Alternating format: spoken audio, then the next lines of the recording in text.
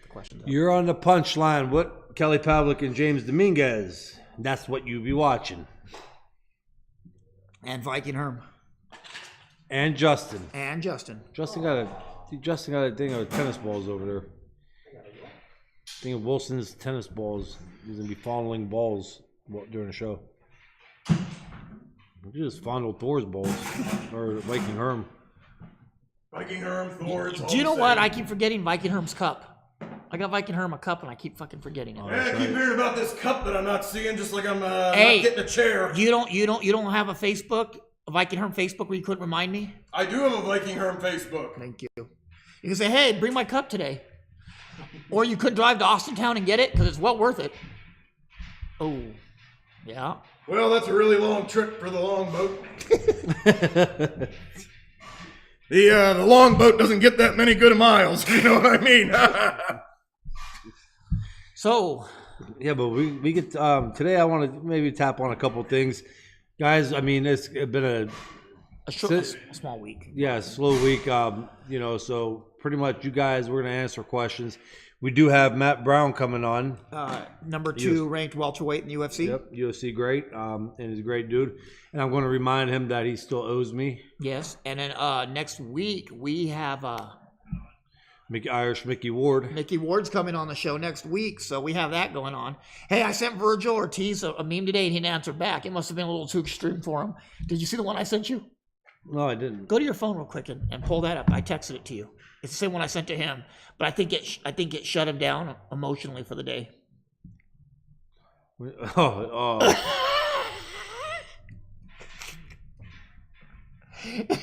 Indeed. That'll do it, won't it? So, what do we start with today? What do you want us? Tanaka won his third world title in his I read on 12 to 13 fight. Jesus Christ. It's a whole new generation of fighters now. You know what I mean? It's not like the fighters of yesteryear where they're taking 30 fights to get ready for a title fight. And I think it might have something to do with the weight classes. I was just going to say that. I seen a thing on a couple of threads and shit like that about it, and somebody saying like this is going to be the new era of boxing. Not so much about your resume or how good you were, but how fast you got it. Yeah. Listen, that right now is more so because of the weight class. I mean, the small guys, and I'm not just saying it as being a Lomachenko fan, but it's a little more impressive with Lomachenko due to the fact that he's in a little tougher weight class than this guy, but still a hell of an accomplishment. It is. Darren said, thoughts on Joshua's win over Povetkin. Do you think he was losing the fight? I think he was losing the fight. I had Joshua down. I think it was like 5-2 at the time of the stoppage. And Joshua did what he was supposed to do, but it doesn't give me a lot of hope for fighting Wilder. I think Wilder is going to whip his ass. I do too. I gave Povetkin. I gave him probably the first 3 rounds. I mean, 4 or 5 were up in the air, but I went with Joshua on that. So I could see Joshua a little bit starting to change the fight around a little bit, just being bigger and using the jabs. And then right before that, Povetkin picked it up again, landed some shots, and Joshua looked tired. But overall, was not impressed with Joshua's performance. I have been impressed with the past 3 fights. Yeah. What's up, Sergio? Yeah, man. I don't know. Slow. I just don't see him improving. Like a lot of guys, you see improve over their time period. He's regressing. He looks. Yeah, he looks. His punches look like they really didn't have much power on him. He looked a little slow, tight. I think Joshua wants to be in the weight room. I don't think he wants to be in the boxing ring. Do you know what I mean? Yeah, I don't know if he's even lifting weights though. He looks like he's fucking. He does, but a lot of guys are genetics and. Yeah, but genetics don't make traps that fucking big. That's auto injector 2000s. Shit, Rocky's son Timmy Manoa. Yeah, that kid. Yeah, I don't know, but he might be one of them guys that does a little bit of boxing exercises and working out like that, and he gets ripped up. John Ruiz would dominate today's heavyweight division.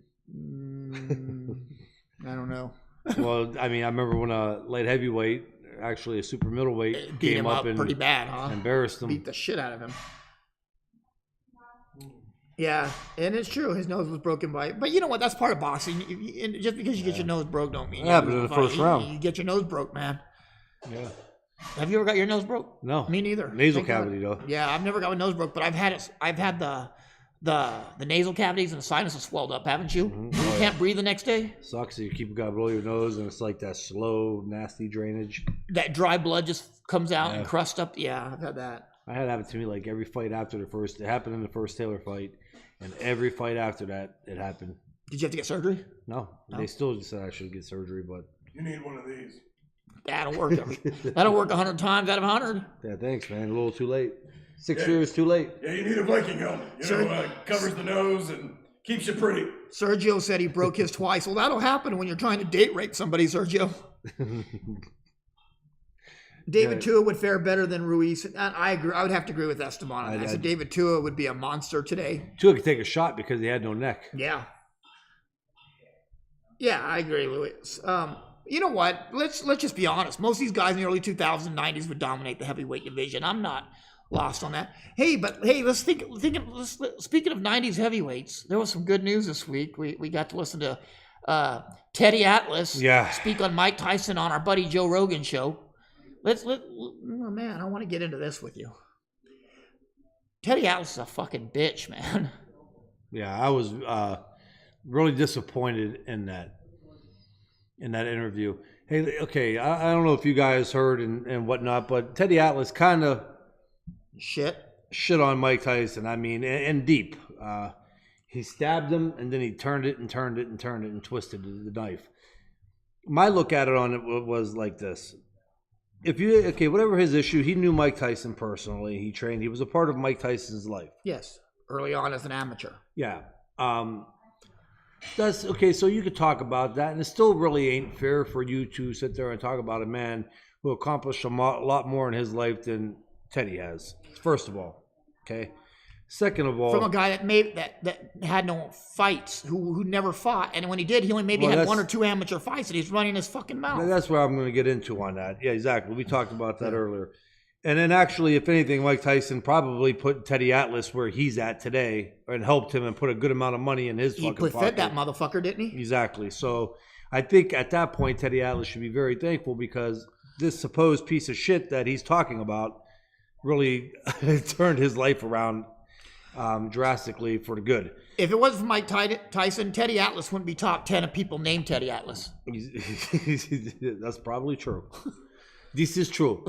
But yeah, so, okay, and if you want to, this goes for like even fans. If you want to sit there and talk shit about a fighter, that's the wrong thing to do. But if you do have an opinion, like I think he's good, I think he's bad, I'm not sure. I think he's ranked in the top 20 of all time. That's fine. Your opinion, man. That's what sports is for. But then when he said, the thing that really got me is when he said that Mike Tyson really is 0-5 because he didn't show heart. Because he never had adversity or showed heart. Yeah, and I'm going to tell you right now, that was as low as you could go, especially like you said. Being a guy, he says he had a couple you had a couple amateur fights. 2. But I don't even think so. You don't have the right to say that about a person who you say 0-5, but had over 50 or more pro fights. Had well over 60 amateur fights. Yes. Came in and got knocked out against Buster Douglas. Don't forget, he was Olympic alternate in 84. Exactly. But what I'm saying, got knocked out against Buster Douglas. He came back and fought how many fights after Buster Douglas? Yes. That's balls. That's heart. Teddy Atlas wouldn't know what that lonely walk is to the ring before a fight. Teddy Atlas wouldn't know that lonely feeling. Yes, he does. He knows exactly what it was because what he did is he glided on Customato's coattails to the ring. Well, fucking piece of shit, motherfucker. I'm talking about the feeling of going into battle. Well, I know what the feeling is. Yeah, but he kind of went in on a chariot. You know what I mean? Yeah. So Customato was overrated too. So take that up your guys' fucking noses. And that's the whole thing. Speaking of that, I think it sounded like Teddy Atlas had a little bit up his during that interview. No, you know what the thing is this, and I agree with you. He's fucking bitter because he got dismissed from the camp. He was bitter, man. Yeah, he's blowing his nose. No, I heard about that. He probably was, but that's where I'm going. I'm gonna beat this point. Yeah. That is something, when you do that and you go down that ring in a fucking fight knowing that you got 36 fucking minutes or not even 36 minutes, or you could get knocked out cold, or you could be permanently injured for the rest. You're going into battle with another man. Yes. To sit there and say that about Mike Tyson. Really? Yeah. When he said he was 0-5? Mike Tyson, the man had a great career. Now, would I say Mike Tyson is the greatest? No. Would I say he's an all-time great? I absolutely would say he's an all-time great. Humbly, I would say he would be top 15 to top 10. I'd put him somewhere in there. But who the fuck am I to even put him there? You know what I mean? But the reason Mike Tyson did not have adversity is because he destroyed everything that was in his path. He fought who he fought of his day. He's 100%. And no matter if he knocked them out and if they were afraid or if they lost the fight before that fight even started, that's on them. He still had to walk to that ring knowing that he was going into battle with a fucking monster. And some of them guys, Frank Bruno, some of them guys were scary looking. Oh, fuck. Oliver McCall. Fuck. Yeah. Or what the motherfucker? Fuck. Let's even talk about Trevor Berbick was the world champion at the time. He's exactly 20 years old. And then, Spinks? Michael Spinks, everybody was scared of. The name, it goes on and on the list. So to say something like that, I don't care what how much animosity or how much you hate somebody. Yeah. You can't take that away from him, especially now if Teddy Atlas had 10 pro fights, yes. Or if he had 12 pro fights, he could state something like that. He does have the right to say that, okay? But coming from a guy who didn't do shit as far as combat and boxing, no, does not have a right, and that made him look like, you know what? If I was Mike Tyson, I'd reply back, hey, Teddy, why don't you come in the ring and spar? We'll just do a training camp. It's only 2 months. Give me 2 months of your time. And just tap him with fucking body shots all week long. I would, you know what I would do? I did it quicker. I'd say, hey, Teddy, post your box rec. Yeah. Who's Teddy Atlas? He's the guy that's on ESPN. Well, was on ESPN, but he got the boot from that. He's a boxing trainer. Yeah. Commentator. Enroll says, personal issues between Mike and Teddy. Yeah, well, that's pretty well established. I mean, us personally, we know deeper on a lot of stuff going on. We have friends that were part of that camp and team, but the thing is this, it's not the place for it. But what I'm saying is this, there is absolutely there's guys I don't like in the sport, I'm going to tell you right now, but I'm not going to shit on their fucking career because they rub me the wrong way. You don't see me telling everybody Holyfield's a bum, he should have been 0-5. Exactly. Yeah, it just, I'm getting even more worked up right now. It says back problems ended Atlas's career and Cuss kept him on as a trainer. Understand, I'm telling you, wanted to question Mike's mentality over the years, but in his prime, he is great. Bitter over what happened, but if there was a fighter that groped your niece, I think it would have been noble if Teddy admits that he can't get over in his mind about Phil. You know what? That's 35 years ago, and I agree. But the thing is, it's going on way beyond that. And I go on this. I don't want to hear the back shit. Because if he had a back or if both of his legs got cut off and he couldn't personally fight in the ring If my sister had a dick, she'd have a brother. But no matter what, he still did not know. He did not share the same thing that Mike Tyson did. He don't know of it. And he probably wouldn't do it because that's just the way Teddy is. So I don't care. So again, going on that, no matter what the situation is, he didn't do it. So looking objectively, he had 2 amateur fights. He hurt his back, and that was the end. I'm going to call it a career. He didn't even get started So that's the whole thing. Yeah, he didn't even have an amateur career. He didn't even get started in a fight career to even talk about what he could have done. Exactly. But now, what I'm going on again, too. Bang, bang. Mike bang. Tyson got him where he is today, though. Yeah. Mike Tyson did that. You shouldn't talk shit about somebody because if it wasn't for Mike Tyson, and this is coming from a personal fucking experience with a lot of shit. People want to go and talk shit about a person who fucking made them everything that they fucking are. Yes. And that's 100% fact. He should have not. He should have a little more respect for Mike Tyson than that. Hey, we don't know the shit with the groping of the knees. Nobody knows that that's true. And Teddy even said that on Joe Rogan about as far as the rape conviction. He goes, we don't know if Mike Tyson did, but he was convicted of it. So Teddy should have just talked about what he experienced with Mike Tyson. If you wanted to say, there was some bad with it, hey, you got all the right in the world to do that. Absolutely. But when you start attacking personally and putting a guy down, especially one who was in the ring fighting all them fights, that's wrong. What got me is when Mike Tyson was 12 years old, he hid in the corners of a building because he was scared. And so fucking what? The dude lived in Brooklyn, New York. And around a bunch of fucking meat eaters out there, I'd be scared too. What? Because he can box? 12 years old, man. And he was scared. And I would like to put Teddy Atlas' ass in fucking Brooklyn, that same neighborhood, and see if he don't hide in the corners of a building. I've been doing powerlifting. I'm a former world champion boxer. I'm fucking 6'2", 240. You will not see me taking a fucking daily stroll down South Avenue at fucking 10 o'clock at night. Hey, You don't want to watch your car and share it. Exactly. Yeah, right? Hey, when we were in Brooklyn, when we were in Crown Point, I didn't know the hood. when we were in Crown Point, you didn't see us linger, did No, you? you won't see. Yeah, you're gonna see me. When we were in Brooklyn for what fight was that? Lomachenko? Yeah. No, it was Garcia and Broner. We were in Brooklyn for Oh, Garcia and dude, Broner, yeah, we were in Crown Point. You didn't see us hanging out as long as we could. I was like, holy shit. So yeah. I mean, it's sad. No, it wasn't. It wasn't his daughter. It was his niece, Gary. It wasn't his daughter. Let's stick to the facts, buddy. He's saying it was his daughter now. No, that's how. No, Yeah, no, and like we don't. Nobody knows what transpired 40 fucking years ago. Daughter niece, this young girl. Teddy never forgave him, but if you never forgave him, you don't shit on a man's career. Oh, you know what I mean? You don't. You can shit on his personal life. Yeah, shit on his personal life. When he accomplished 3 times more than what.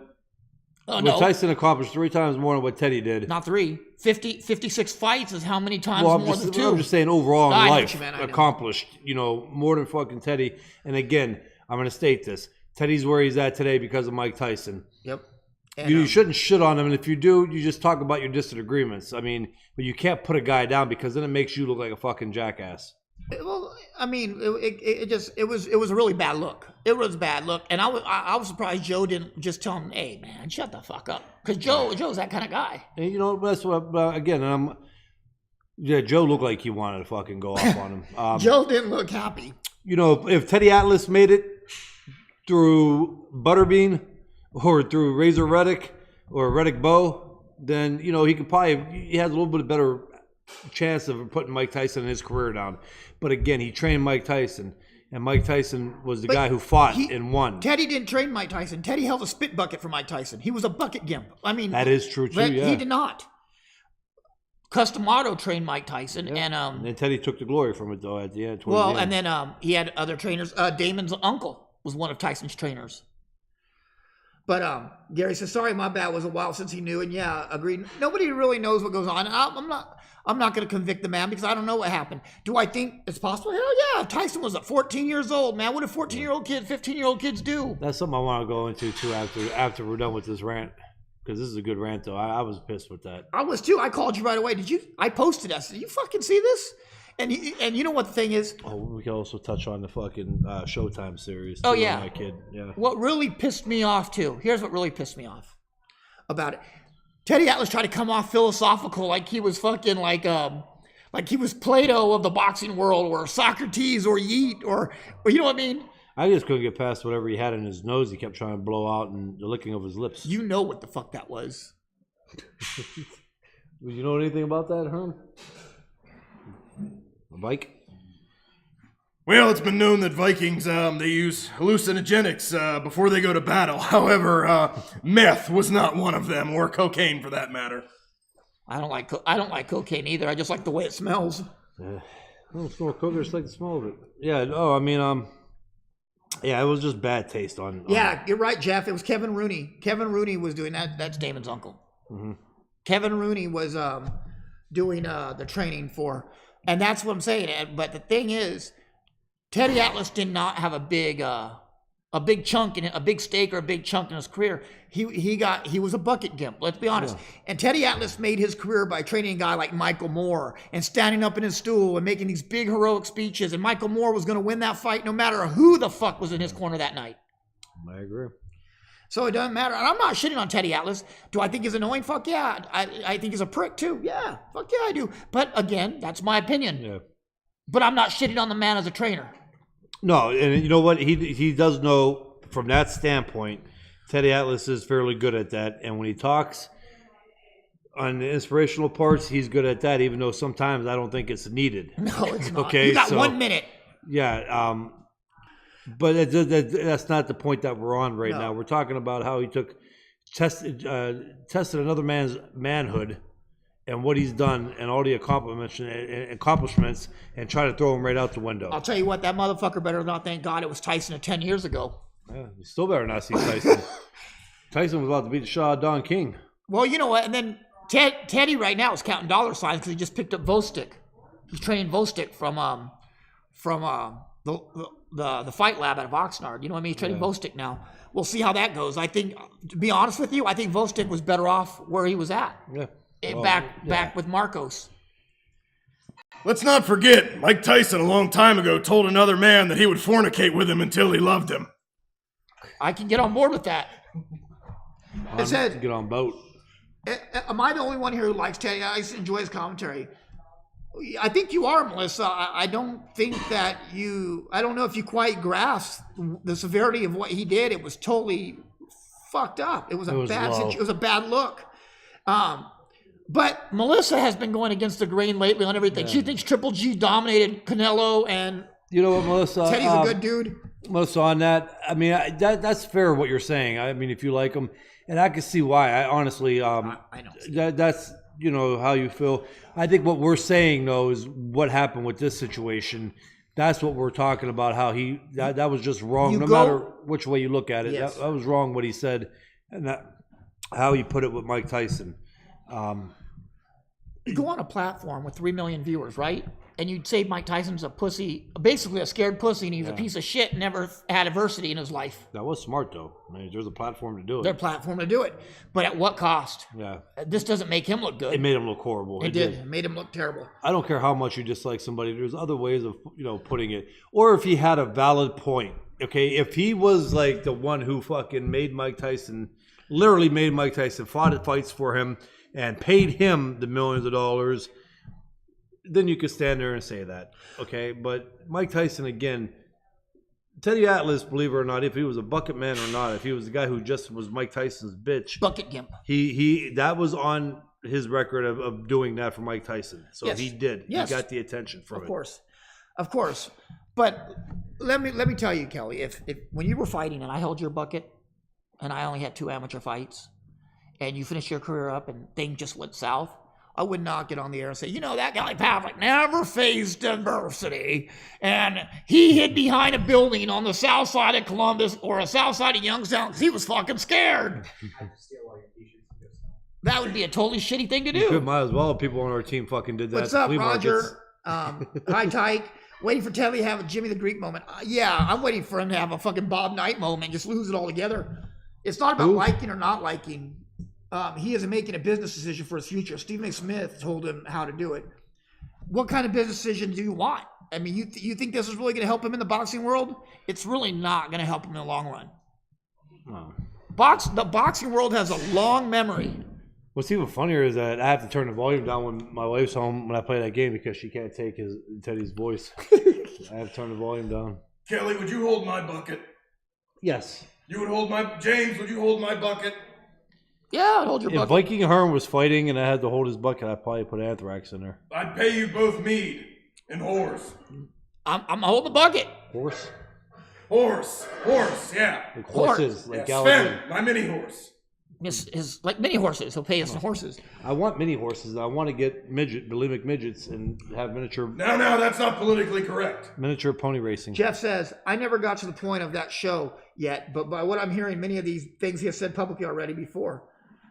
He has said it publicly, and I'm sure he has, Jeff, but he hasn't done it with 3 million people who don't follow boxing. Yeah. Jeff Rogan is a variety show. He talks everything from holistic healing to marijuana to applied physics. You know what I mean? Yeah. Everything you can name it, and then a variety of things. But to have him shit on somebody like that was just totally uncalled for. Yes, and that's where, guys, again, on this point that we're talking about, that is it. It's what he said about Tyson and putting down his career and calling him a coward when that is actually not the fucking truth. It's not. Well, they talk about Stephen A. Smith had a few fuck-ups already. Surprised ESPN didn't have a quicker hook with him. You know the thing about Stephen Smith, he knows absolutely shit about boxing. Let's be honest. Andre Ward put him in check on the Canelo Triple G fight, and he still didn't accept it. When Andre Ward tells you how he feels it, you're going to argue with Andre Ward, one of the greatest fighters ever put fucking gloves Max on? Kellerman does it with Roy Jones Jr. Yeah. But you know what? What? But you know the one thing about Max is actually a student of the sport. Do you know what I mean? Yeah. Stephen A. Smith bounces between football, basketball, baseball, volleyball, tug of war, yeah, whips, you know what I mean? Whatever's going on at the time. But yeah, they do. And it's not. I think, and you know what, Teddy got his next 15 minutes, and it's going, but it's not going to work out in the best interest. I think Stephen A. Smith and I know Stephen A. Smith and you get along. Every time he sees you, says, "Oh, I'm not shitting on the guy. I'm just saying that Skip Bayless and Stephen A. Smith, when they talk boxing, they sound like two fucking paper assholes. They talk like paper assholes. I'm serious. I'm gonna say, I wonder what it sounds like to be a paper asshole.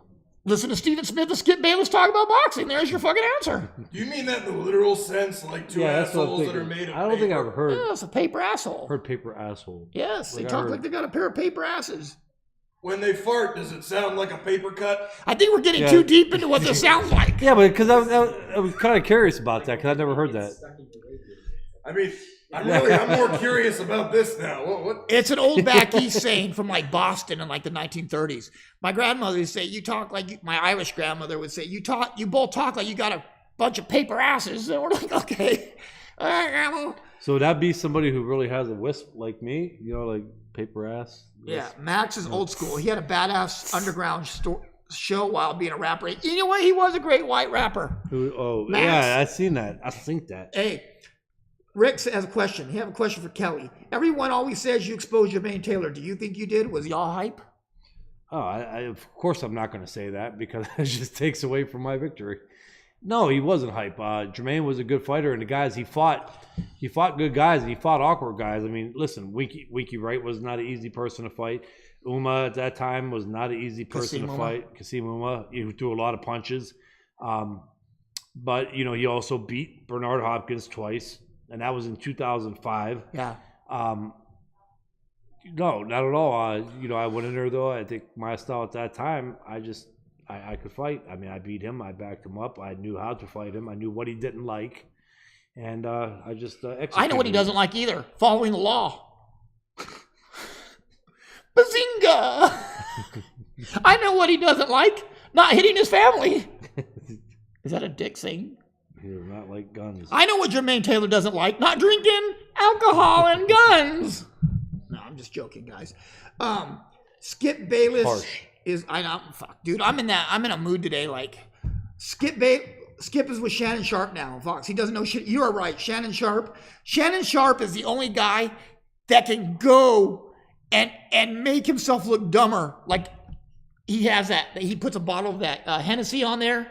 And with a cigar flapping out of his mouth, making him look like some kind of fucking homeless dude. Like the ladies' man? Yeah, like a 1950s homeless dude, like, I gotta get that yak, making him sound more uneducated. I said, man, you're a college grad. You know what I mean? You've played in the NFL all these fucking years, and now you just want to make yourself sound stupid. Yeah.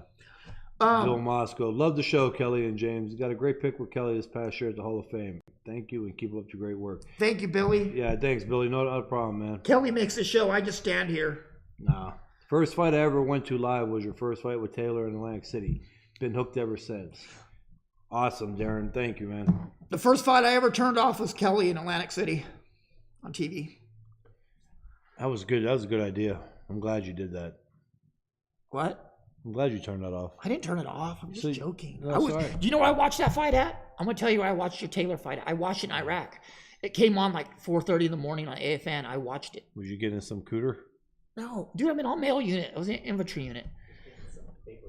Yeah, I was getting some paper asshole. asshole. No, I was like, they're like, oh, everybody's like, oh man, Jermaine got him. I said, dude, I'm telling you, I know Kelly. I said, Kelly, he's from Ohio. He's gonna get him. Watch. He's gonna get this dude. Watch. What kind of type of night? Do they have any warm, furry night critters out in the desert at night that you could have got a hand on?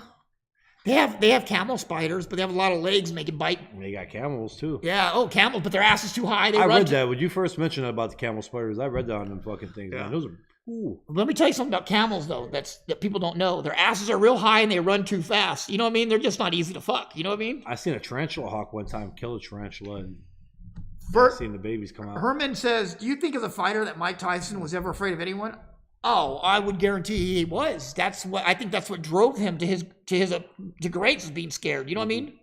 Oh yeah. Hey, listen, he was, and I'm gonna tell you right now, every fighter is fucking nervous as shit before a fight. Listen, and if there may be one or two out there that really might not be, but if you hear somebody say that, they're full of shit, man. Your nerves are fucking going. Robert,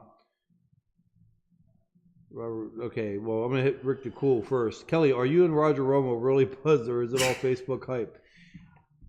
We are buddies. That is a road dog of mine and really close friend. And he's my family. So, yeah. And it says, Chad Smitty says Dominguez sheep. I don't understand what that means. But there's sheep out there that does it, maybe. Oh, sheep. You know what? There is sheep, Chad. You're fucking absolutely right. Lamb, goat. There's lambs. He's right. Fuck. Thanks, Chad. Emerald says, Kelly, when are you visiting Robert Garcia, Jim, and Riverside? They love you. We're going out there soon. Yeah, we're going to work on that right now. Oh, speaking of which, Justin, I sent Rogan that clip. Yeah, no, we're planning. Yesterday morning. We're doing a radio show in LA here eventually, and I think we'll make it out to Riverside since it's only an hour drive. Definitely going to go. And what is your top 5 heavyweights of all time? Kelly? You answer that one. What are your top? Butterbean, number 1. Top 5. Yeah. Did you say Butterbean? Butterbean, number 1. Give me the axe. you lose the axe. Oh, man. Okay. That is a good one. I know I'm going to have to throw the Tyson out there because I think number in his 1? prime, it's going to be between him. Again, I go on that now, bro. I know everybody's going to say Ali. Here's how I look at it, though. Joe Frazier. Look what he did with Muhammad Ali and what he was able to land.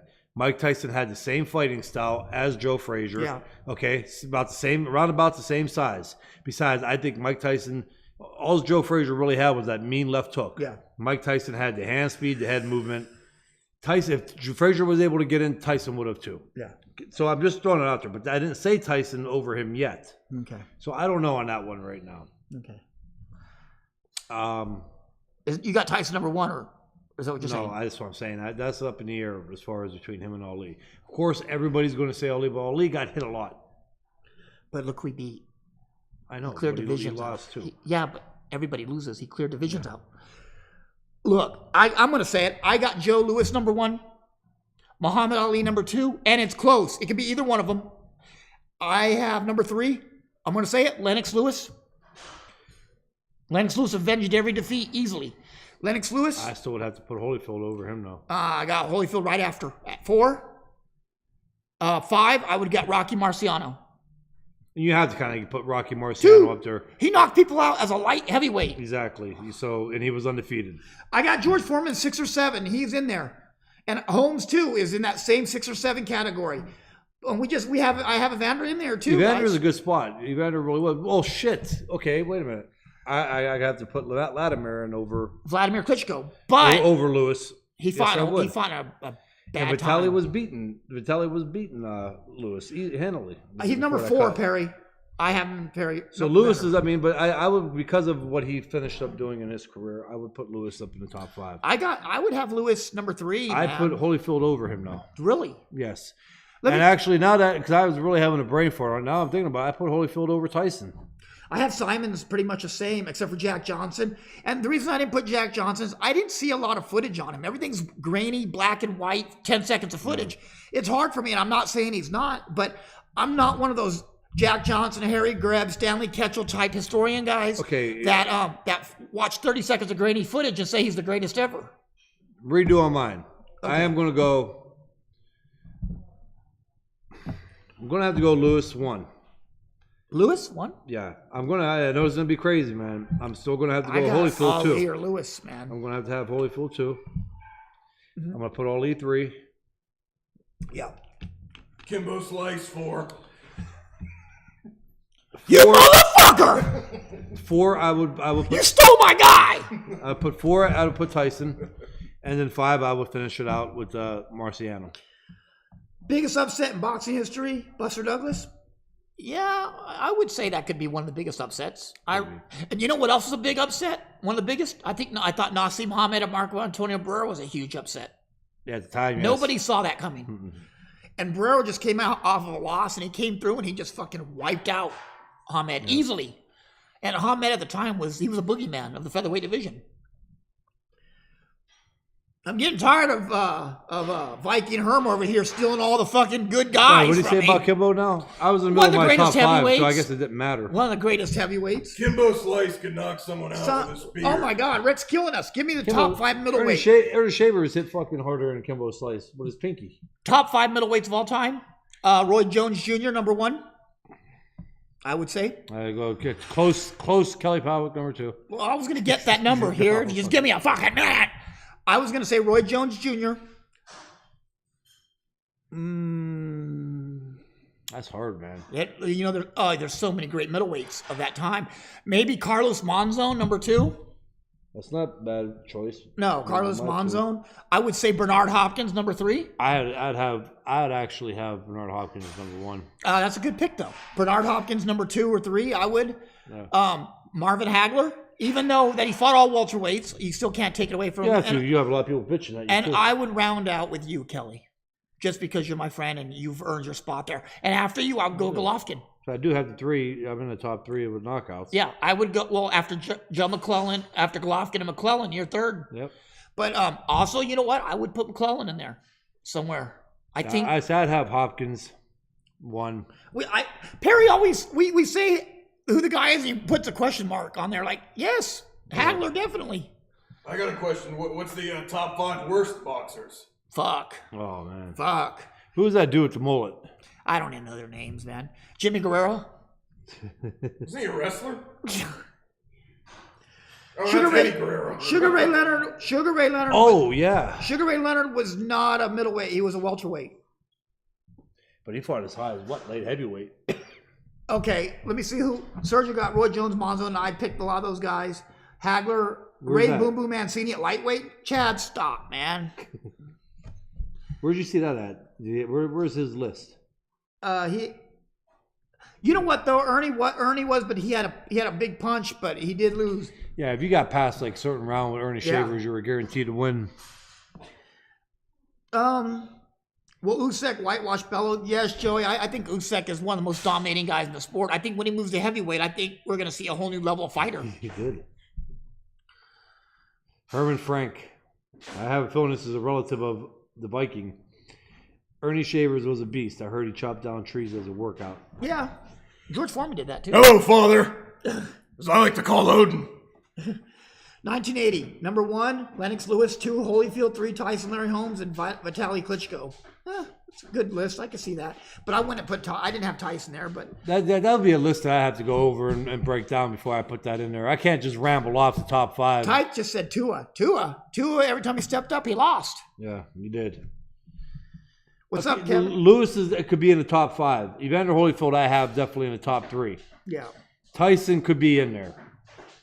Both of the Klitschko's could be in there. Again, Vitaly was beating Lennox Lewis. Lennox Lewis could be in there. I mean, that'd be something that I have to go back over and really think about before I finalize that. But look at the heart it took on Lewis. With the eye cut opened up like it was, and he still won the fight. You know what I mean? Yeah.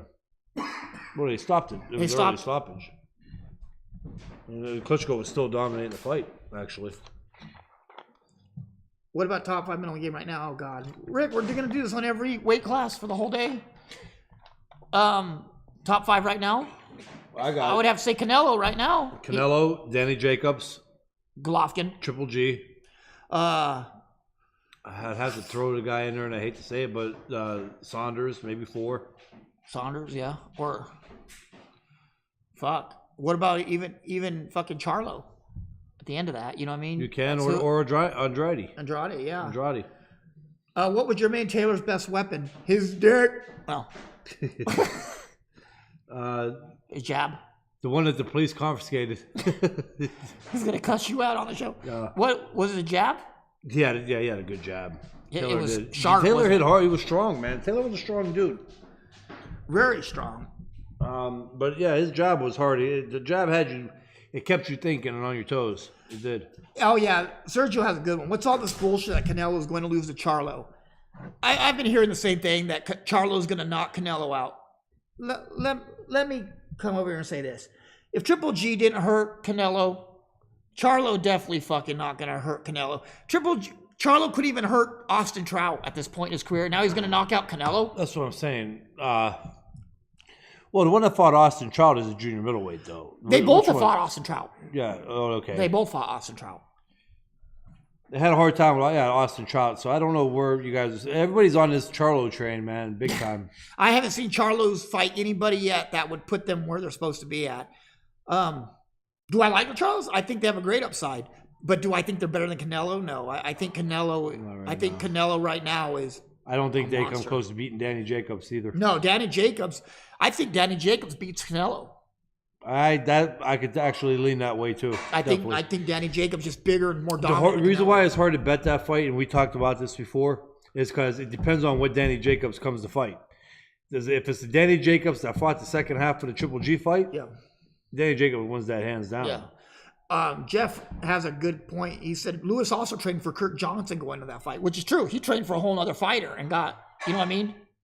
Well, with the Klitschko, yes, he trained for a whole other fight. Yeah, I like Lewis, man. Lewis is a cool dude. He always had your back on fights. Stating what happened. People do that with me. I tell them how I felt was health-wise for Hopkins and Martinez. I was like, yeah. No, Amy's right. Charlo's not hurting Canelo. I mean, I haven't seen enough of Charlo against top opposition to even concede the point that Charlo would have the chance to beat him right now. You can shove all that Lions talk up your ass at this point because that's don't matter here. What I seen Jamal Charlo do this past week is throw his brother under the fucking bus. Did you see that? No, I didn't. He said Charlo was on it doing an interview and he said I'm better than every fighter out there. He said my brother's even scared of me. Dude, that's throwing your own brother under the fucking bus. And instead of lions at this point, you should be called fucking snakes doing that shit. I'd never seen Rafael Ruelas throw Gabriel under the bus. I'd never seen Orlando Canizales throw Gabby under the bus. You know what I mean? Or Vitali throwing Vladimir under the bus. You don't do that shit to each other. Yeah, I don't know where people keep getting the Charlo Bros or the second coming. I don't. No, right now they haven't done anything. All they do is flare their fucking noses and start fights and fucking press conferences. That's all they fucking do. Every press conference that we've been to or there's always been a fight started. Are you laughing at the flare noses again?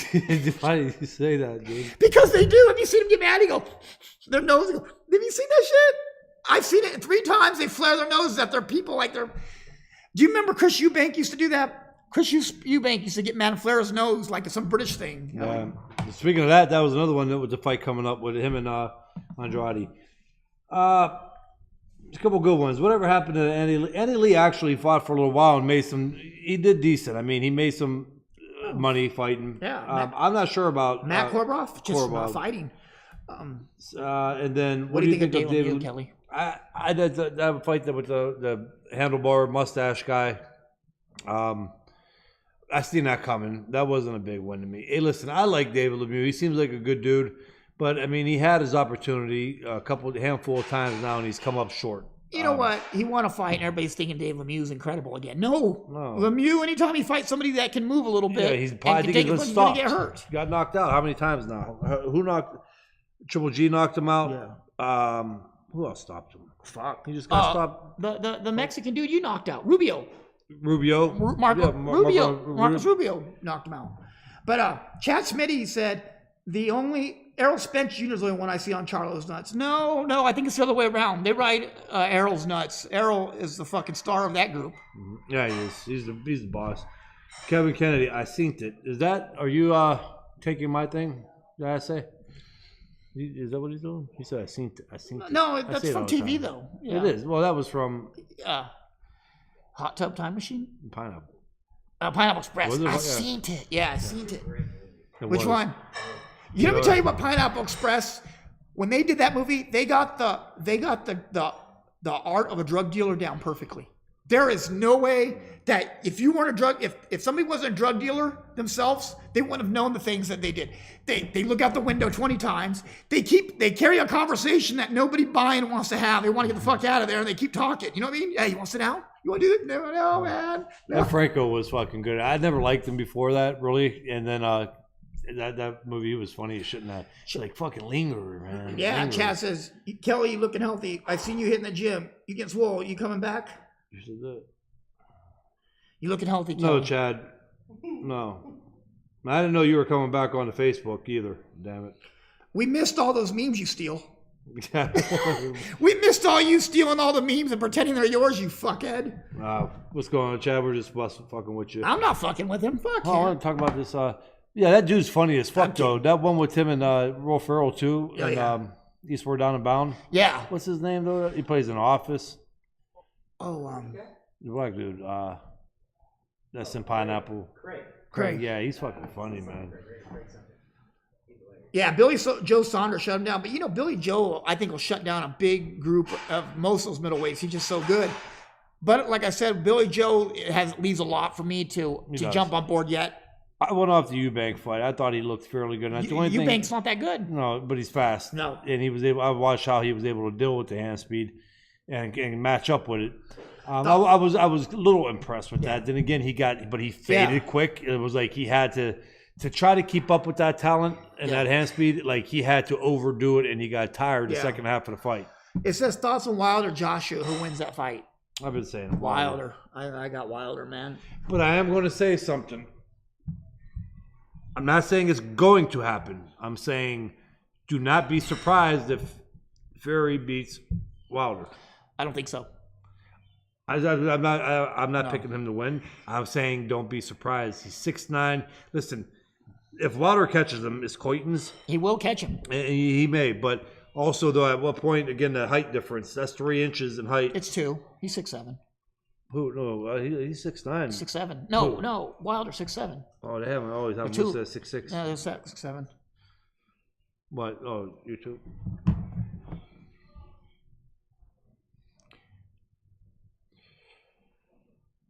Who hits harder, David Lemieux or Kelly Pavlov? Well, look at I don't know who Pavlov is. Who said that? Michael Cooper. Well, look at David Lemieux. Look at the knockout percentages, and there's your answer. Well, we could use one common opponent. Marco Antonio Rubio. Who Rubio knocked out Lemieux, and you knocked out Rubio. Yeah. Okay. Yep. I believe I definitely hit harder. Which is more awkward, Wilder or Fury? Considering Fury almost killed himself. Kevin, I agree. I think knocked out better opposition. I think, you know what the thing is? Fury is more of a textbook guy, and he's a really good boxer. He is a good boxer for his size. He moves well. But Wilder, he fights in a style like what we used to call like a wildcat. He doesn't have real technique. He's just kind of all over the place. And any good amateur or any pro will tell you those guys are hard to spar with and compete with because you don't know what they're going to throw. You can't. It takes a little bit to time them a little bit. Yeah. And listen, I know. I'm like right now. I think Wilder is probably the best heavyweight out there. And I just said, don't be surprised. The reason why, and I'll probably have a better pick closer to the fight.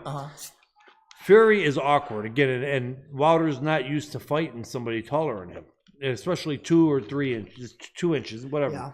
Yeah. I think that could be a frustrating fight, and Fury could actually make him get tired and make him overwork. I'm in a spot where I'm not saying Fury's going to win, but I would not be surprised. It'll be a awkward fight for Wilder. Well, if I give you my point on this, Fury's chin's been tested. He's been dropped twice. Cunningham dropped him twice in that fight. Cunningham's a cruiserweight and dropped him to hurt Fury. Okay. What happens when a guy like Wilder, who is an actual punching heavyweight that can put you away, hits you? I know, but I'm going on the leverage of the punch too.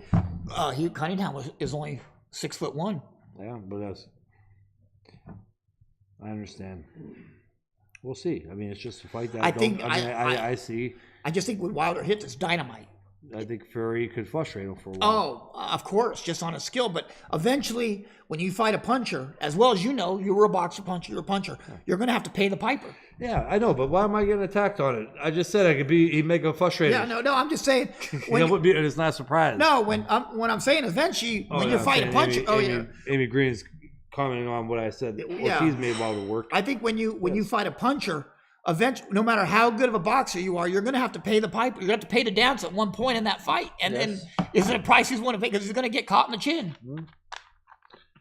Wilder could possibly knock him out in the 6th, 7th round. Yep. And I don't think I don't think that Fury hits hard enough to knock out Wilder because Fury doesn't knock anybody out. That's another thing, though. That's true. I mean, that's the only part. If I could say, like Fury had a knockouts chance. I mean, he still does this heavyweight. Yeah. And he's a big guy, but if Ortiz couldn't do it, Ortiz is a knockout puncher. Yeah. Rick says, "What do you think about Sergio Martinez coming back to fight Chavez?" That's a good question for you.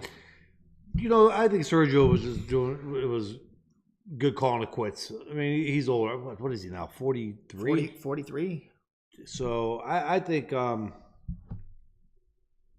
Maybe getting away fighting Chavez Jr. Again, because who knows what type of shape Chavez Jr. is in or what he's done since his layoff. I've seen pictures. He looks pretty lean, but we'll see, you know. Cocaine will make you lean as fuck. Yeah, right. Does it? Goat turds? Yeah. And you snort a couple lines for a few days in a row. And they're like, big time. You think you gotta take the biggest shit in the world, and you get on there and you push, and then it's like, Oh, so they're like, so it's like Percocet turds, right? You're going, oh my God, this is a brick, and you just get boop out of a Percocet turd. Simon says, looks like that may be a super card on December with Wilder, Fury, Santa Cruz, Russell, and Gervonta Davis, and Abner fuck, Mares. yeah. Wouldn't that be a fucking animal card? Yes, it would. That'd be one that be a lot of money coming out of promoter's pocket, too. Oh my God. You know what though? They'd make that money back. But I got, like I said, for those fights, I would have Wilder winning. I would have Santa Cruz over Russell, and I would have Gervonta over Abner Mares. Okay, if I absolutely had to pick, I would take Wilder. Yes. And I would take Russell. Uh-huh. You said Santa Cruz. I right? did. I would take Russell, and I would take Gervonta Davis. We're almost on the same track. And Rick's asking, would you consider committing retirement for fighting the winner, Kelly? No. No. I don't know. I don't know if you guys know, but I'm pretty content where I'm at. You know, Kelly, you haven't punched a time card in 6 fucking years. Why punch one now, right? Exactly. Now if they throw me an offer I can't refuse. Like 8 to 12 mil? Yeah. Oh, yeah. I'd be fucking, I'd be in the ring. I'll be standing in the ring fucking 3 months ahead of time. I'll be. I got nowhere to go. I'll be at his house tomorrow with the corners jacket on. You ready to go, Kelly? What do you do when We'll you just walk there. Hey, Kelly be like, you're not training me? Oh, I'm not. I got a bucket that says I am. Call me Teddy Atlas. Yep. I'm the new bucket gimp. Can Chavez pass the drug test? Who knows what Chavez does? Chavez does a lot of crazy shit, man. Who's the piper? What are you going to make people pay? The piper's that big fucking right hand that Wilder has. That's what he's going to pay. Actually, it says Pipper, but Yeah, Pipper. Thank you. Thank That's you. my buddy Billy Summers. He graduated from Wilson High School. Yeah, who's the Pipper? Oh, that's why he went to the same high school you did. Yeah. No, I didn't go to Wilson. That's why they went to Wilson. I transferred to Lowville. Those Wilson and Ursuline guys. Whoa. Ursuline ain't that bad though. It shouldn't be. It's parochial. Pay a lot of money. Amy says Wilder, Russell, and Gervonta. I don't understand how everybody thinks that Russell is going to beat Santa Cruz. I don't see it. Santa Cruz has power. 1,200 punches a fucking fight. I just don't see it. I just don't see him throwing 1,200 punches against Russell though. That's how you beat a counter punchers, by volume. I don't believe that. I don't think he's done it against everybody. Why would he change? Why would he change? Because the hand speed of Russell is going to be harder for him to do. And Frampton's wasn't fast? Frampton wasn't fast? That's going to be a great thing. Don't get all huffy puffy about it. I'm just saying. God damn. What has been the closest that you consider coming back, if there's been one? What's your thoughts on Canelo getting a decision? Wait, where'd you see that? What has been the closest that you've considered coming back, if there's been any offers? Simon asked. There hasn't been any offers. They talked about Triple G a couple years ago, didn't they? Yeah. They did throw Triple G out. Yeah, that was kind of close. Yeah, that was close. I mean, hey, guys, start making demands. If you want to see it, start making the fucking demands. I'll come back for a big pay. Kelly, I ain't selling that no damn $3 million or $2 million though. No, it's gonna have to be 8.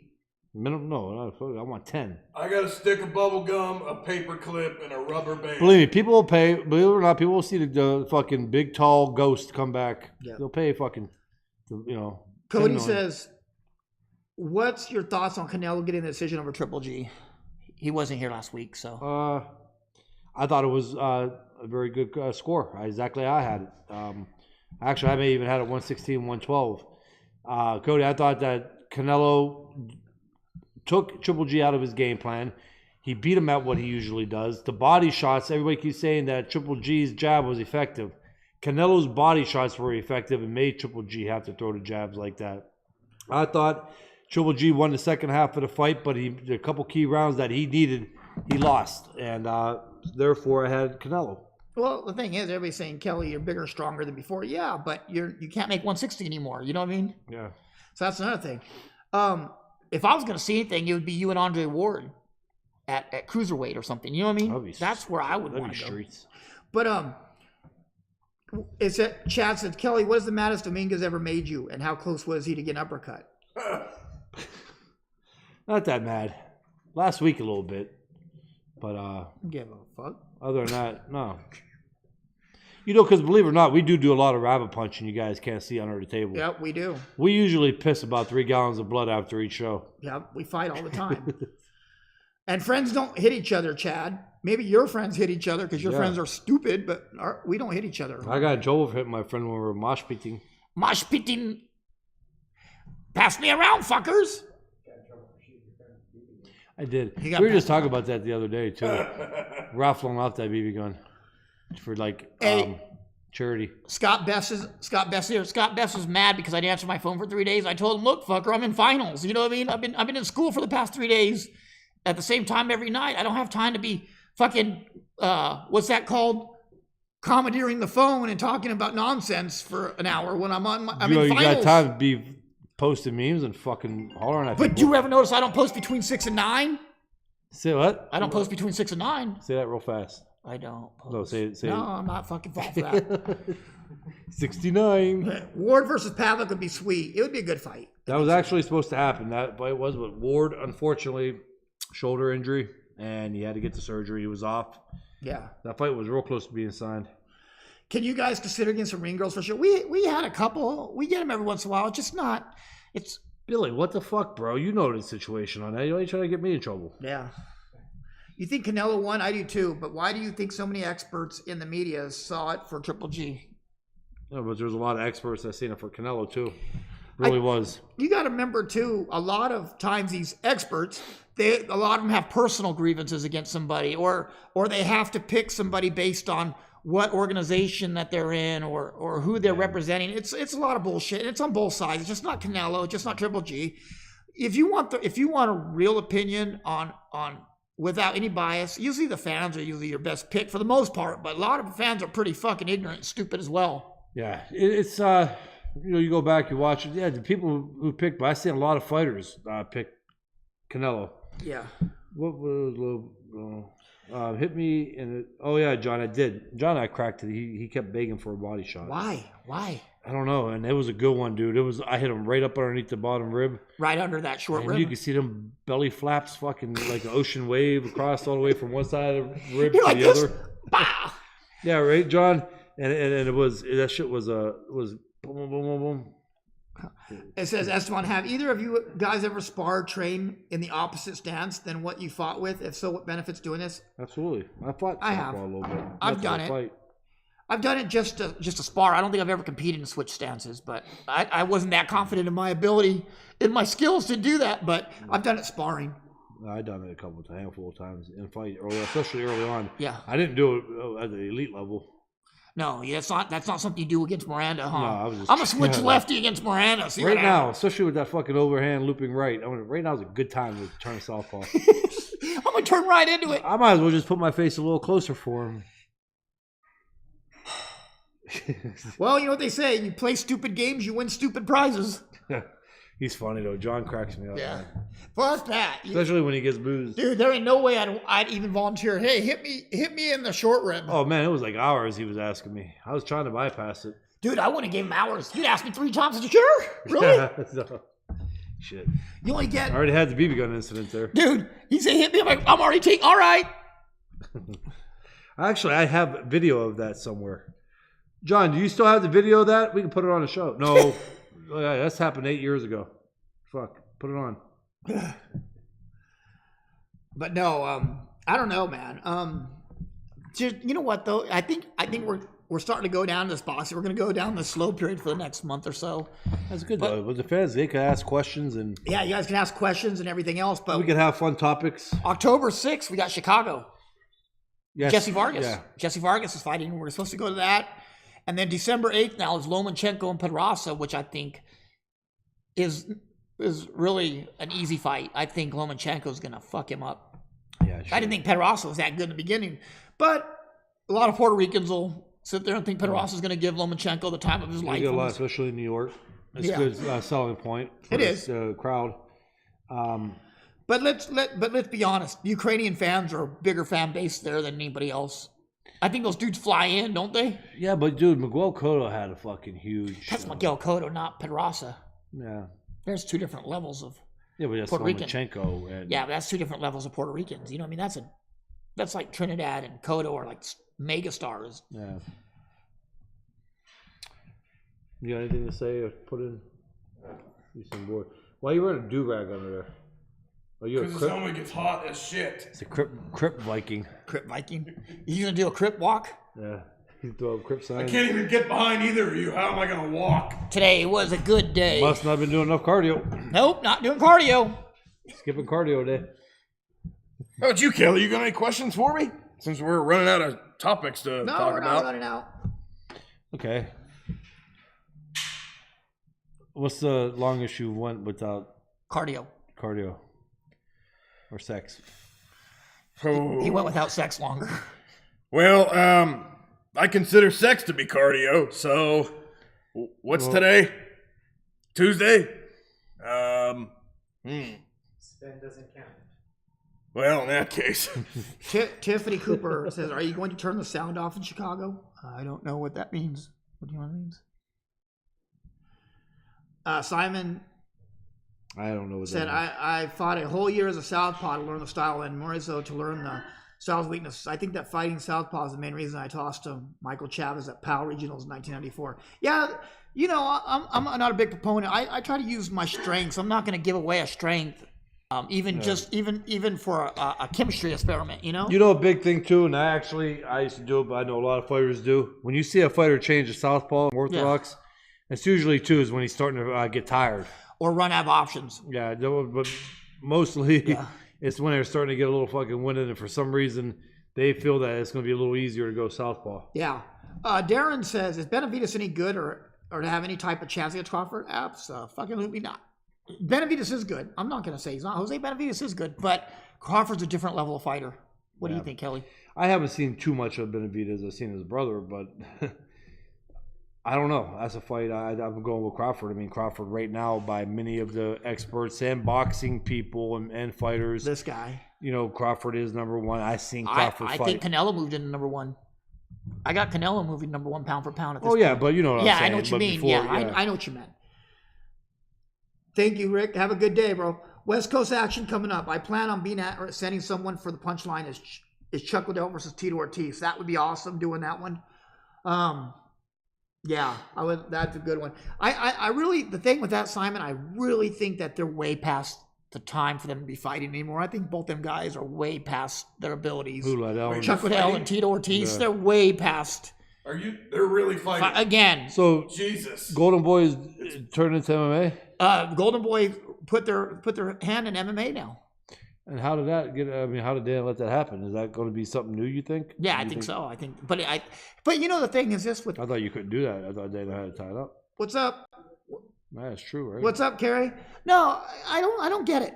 The thing is with Golden Boy doing the thing with Golden Boy doing this MMA stuff, they're not getting the quality fighters. You're not getting quality because the UFC has the quality fighters and Bellator has quality, and then Golden Boy's getting 50-year-old fucking Tito Ortiz. Bellator does that a lot. Hey, Do they have a choice? But I Golden wonder- Boy's getting the third tier. I wonder if I can get involved. If I get an investor with me and we talk with Matt Brown and TJ and just see if maybe we could start promoting them and get a little stable of MMA fighters. TJ ain't coming to you. You can't afford him. If I have another investor along with. You better get that firework motherfucker on board. You better get the owner of the 49ers, the Barolo. What does TJ make a fight? Probably 3-4 million. Who?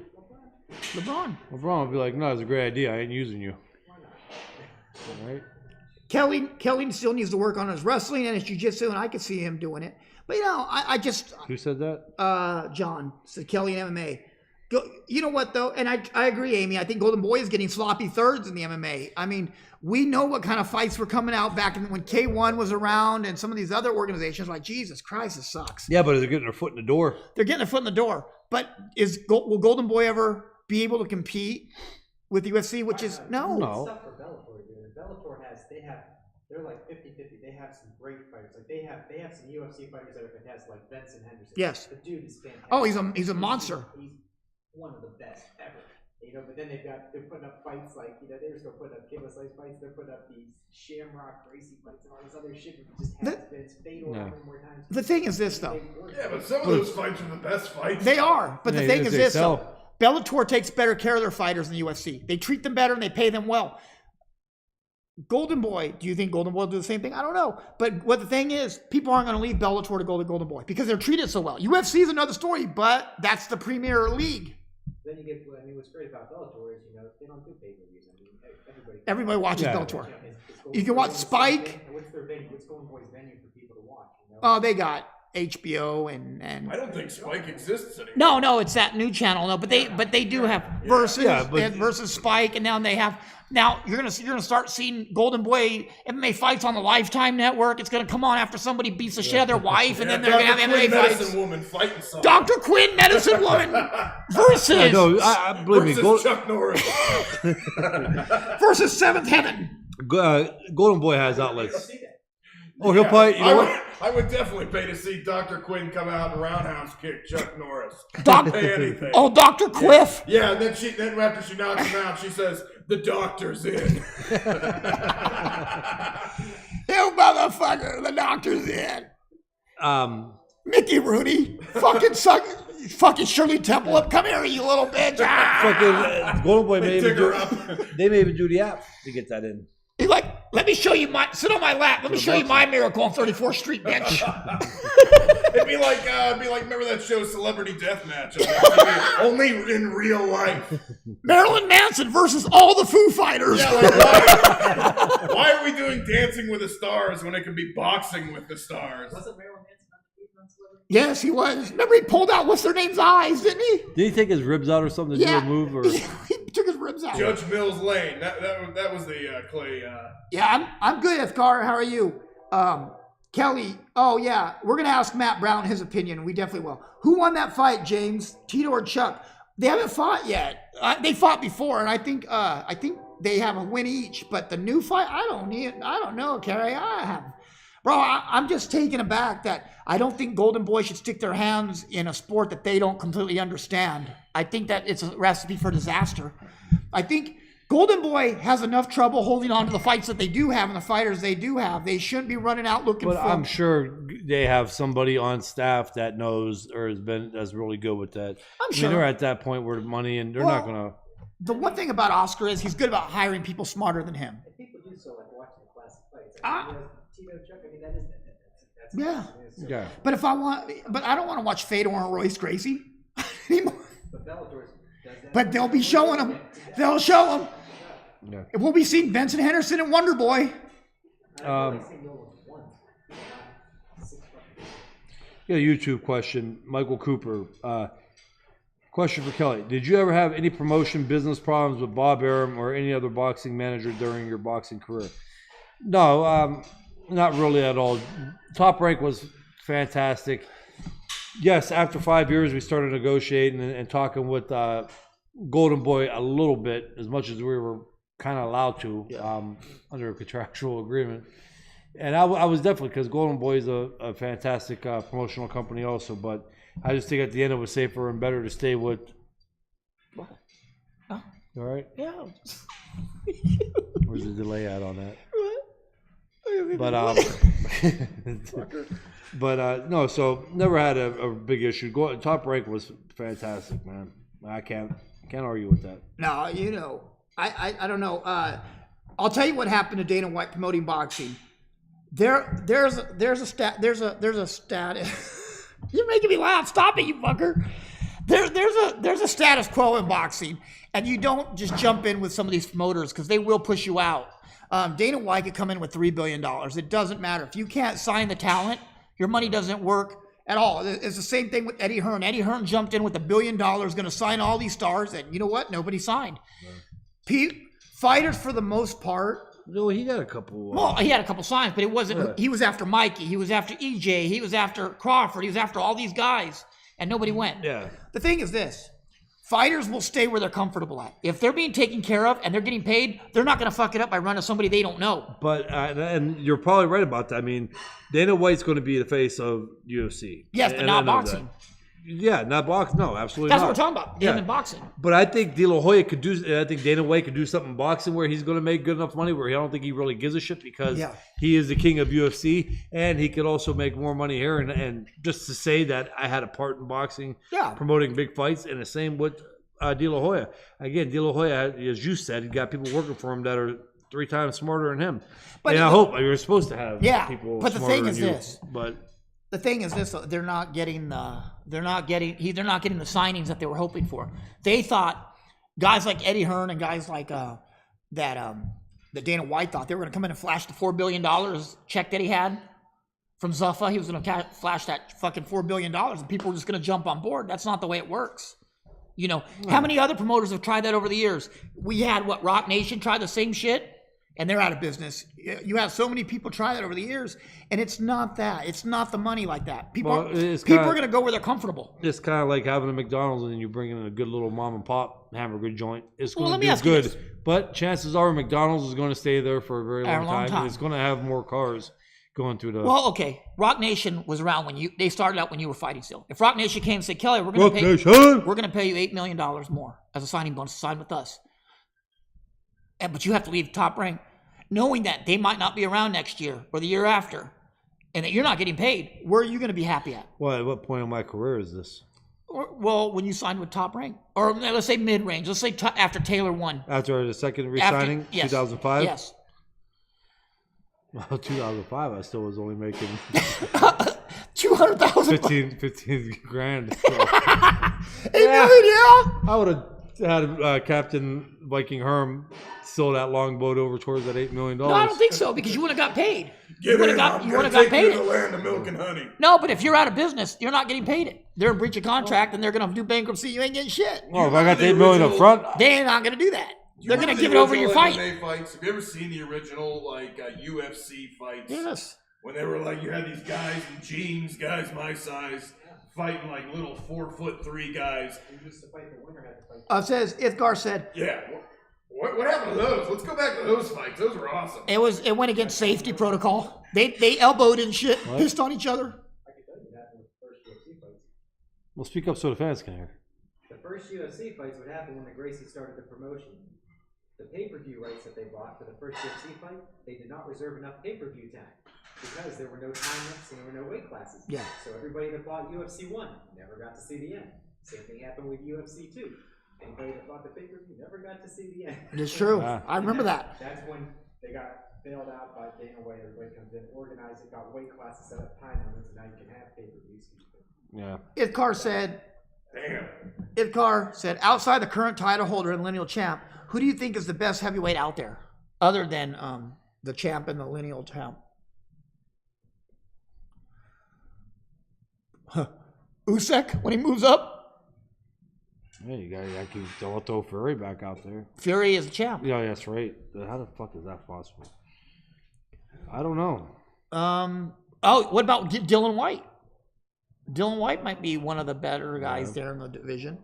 Oh, what's his name, man? My dude, Murphy, the one that throws a lot, just fought a month and a half ago. Who? The one that throws a lot of punches. I told you I liked him. Black dude, he's like about 6'1". What is his fucking name? He just fought. I don't know. Bulldog he's real nice. He's real respectful after the fight. Yeah. I don't know. Black dude. I don't know. Fuck. I don't know. Yeah, he threw a lot. He was in good shape for being he's really overweight too, but he was threw a lot of punches. Oh, I know what you're talking about. The fucking Baby Miller. Yeah. Maybe. Yeah. Hey, he could be a little forced to fucking. He just had punch. He has no punch. Yeah. Can you guys list? Cody says, can you guys list 3 fights over the last 10 years that never happened that you wish did? Can you name 3 fights that you wish over 10 years? Over the last 10 years that never happened. Yeah, I could probably, if you give us time, we could ramble off a whole bunch of them. Pavic Ward. Kovalev Bivol. I would like to have seen. Kovalev Bivol. Shit. Oh, I know. Let's throw this one up. Garcia Lomachenko. Yeah. There's one. Garcia Spence. 2. Errol Spence Crawford. Yeah, we keep going with them. We can just keep going with those few guys, right? Spence Porter. Spence Porter. Terrence Crawford Porter. Mm-hmm. Terrence Crawford Thurman. Thurman just showing up to the ring. Yeah. Thurman fighting. Thurman coming back. Watch tape of Joe Joyce heavyweight. Simon, that sounds like that preacher that Joyce got, that Joyce chick. But I'll watch. Oh, dude. Calzaghe Ward. Calzaghe would eat his ass up. Dude, Calzaghe was a bad one. And I'm just saying, we got to watch. Bro, Calzaghe was a beast. And you know what? And I hate British fighters. He embarrassed people, and nobody gave him the credit. I hate British fighters because they're so fucking arrogant. But Calzaghe was Welsh, but he was a monster, man. He was Italian. Yeah, but he lived in Wales. Yeah. He was Italian like you're Italian, Kelly. He was a British Italian. From Sardinia. Yeah, but you're Italian like. Well, let's not go there. I'll tell you how Mexican you are. I know, but I speak Spanish. But you're Youngstown Italian. You're Youngstown Italian. You're American Italian. Yeah, it is. Yeah, but he was Welsh Italian. Insults. I'm tired of your insults. I'm not insulting. Did it taste good? That water tastes good? I think it was...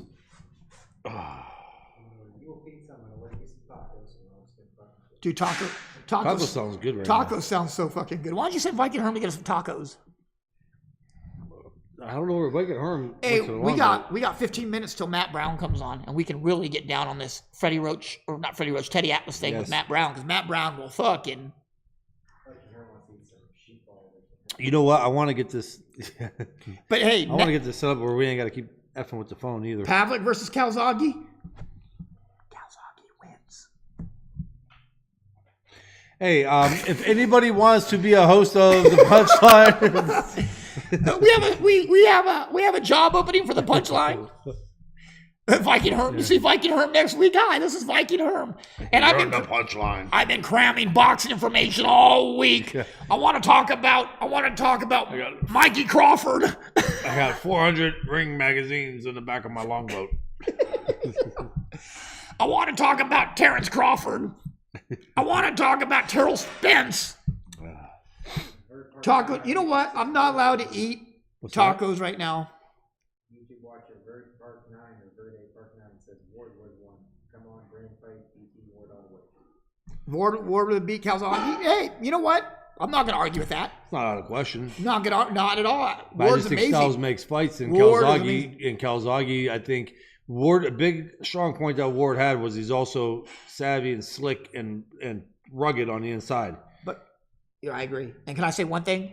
If Calzaghe handled Roy Jones, who was the better fighter out of him and Ward, he wasn't going to have problems with Ward either. Ward wasn't active enough. You could say that Roy was towards the end when he fought Calzaghe. We're talking, but I don't think it would have been any different in their primes. I don't either, because Calzaghe was a difficult guy to fight. Calzaghe was too active. He threw too many punches. A guy like Ward, he's very economical with his punches, and that's going to hurt him. And what I'm saying is when Ward tried to do that fancy shit on the inside, Calzaghe had good angles and footwork too. He would have slid away from those grabbings, and he would have actually frustrated Ward every bit as much. Yeah, it's true. Thanks, Cody. I appreciate that. Jeff thinks I feel the same way. Jeff says Calzaghe got dropped early in a few fights. He might not have the backup from one of Kelly's right hands. And you know what? That's the thing. That's a very good point, Jeff. Solid point. Esteban says, "Were you guys fans of Sweet Pea when he was a prime?" Absolutely. Calzaghe got dropped in early a few fights. He said that he might not have been able to do that with my right hand. I said, absolutely right. Yeah, Esteban said, "Were you guys fans of Sweet Pea when he was in his prime?" Fuck yeah. Well, yeah. My biggest complaint with Whitaker was this. Whitaker has one of the greatest defenses I've ever seen in the sport, but Whitaker had a tendency to slip punches, but he was always out of position to counter, and that was what the biggest thing that hurt him. People say Whitaker couldn't punch. No, he could punch. He was a good puncher, but he was always out of position to land that big shot. Thank you, Vincenzo. You're my road dog, man. We fight a lot of great tournaments that we went on trips. You know really what's up. Vincenzo was. He did a couple of amateur tournaments. No, you Did know he what? fight That, Rick? Did he fight Rick? Yeah. Yeah, he fought They Ricky. fought Ricky and Youngstown, but Vinny went on a lot of trips with me. You ever Going watch? back on Pernell Whitaker, though, yeah, he did. And in some of them fights, he took himself out of reach, you know, and that's going back on the footwork that we talked about. I think he could have had easier night against Oscar if he would have stayed in position. Exactly. Whitaker, Pernell Whitaker, Sweet Pea, footwork, average. Maybe not even average because he hurt himself more so. Defense now, yes, A+. So, you know, there's two different things, footwork and defense. Again, and we'll go back and say a guy like Bernard Hopkins, who really didn't move much, great footwork, probably the best in boxing because he just knew where to put his feet at the right time to deflect a punch, to take the power off of a punch, to frustrate you, and to set himself up for another shot. It's true. Yo, leave that story alone. But Vinny, which one was it? Oh, his fight with Ricky? Is that what you're talking about? I think so. Vinny? I don't know who won that. I don't even know. What happened? He needs to change his name back to Vinny. It's What too hard to keep what saying happened with that Vincenzo. Ricky and Vinny fight? Ricky won. Ricky won? Yeah. Not bad. No, Ricky's a good fight. good fighter, man. Ricky was a little bigger than him too, though, or a good amount bigger too. At what weight were they fighting? I don't know if anyone would know that. Mayweather would have beat Sweet Pea pretty easy. I don't think easy. I Yeah, think that would have been a really tough fight, I don't know, especially with Sweet Pea being a southpaw. that never affected Floyd. I think it Southpaw's did a never little bit. affected. It did. You know but you know what though? Floyd, if you took yourself out of position with Floyd, he was going to eat you up. Zab Judah took himself out of position, and when he did, Floyd would get him every time. Yeah, but Whitaker was different. And Whitaker was fast, and that defense. It would have been a frustrating fight for Mayweather. Yeah. I think Mayweather wins that fight, but I see it going down close on the scorecards. I do. I think Floyd was another level above most. Joe, fighters. you never even seen Sweet Pea fight. How the fuck are you gonna sit there and say that? What'd he say? No way, easy as shit. No one can touch money. How do you know he hasn't seen Sweet Pea? He ain't seen it. I've fucking known Joel for years. Oh, he's just talking shit. Yeah, so there was a difference. All right, have a good one, Ifgar. Thanks for watching, bro. No, I don't know. I just think that I think Floyd was amazing. Hey, by the way, tune into Vinny and Brian Wan's show. They have a great little show. They do. Man. I love that local. No, fuck them, man. I asked them about being on. They didn't want to get us on. I don't blame them. That was 2 weeks ago. Would you want us on their fucking show? Hell Be yeah. honest. Hell no. Vinny O'Neill and Brian Wan. Wan. They have a show. They have their own show, and it's really good. It's like they talk boxing and they talk the local events. I told him, I was like, hey man, we might want to come on your show. That was 2 weeks ago. You didn't ask me if I wanted to come on their show. I said, yes, I did. I said, I asked him. I told you. I brought it up to you. James, who do you want to come on? What? Who do you want to come on? Kelly's leg. Might as well. Viking Herm can beat Sweet Pea. Viking Herm could probably beat a lot of people, Joel. I was 119. Ricky was 140. How the fuck did they sanction that? USA Boxing sanctioned that fight, 119 and 140. I don't know. Anyone named 125.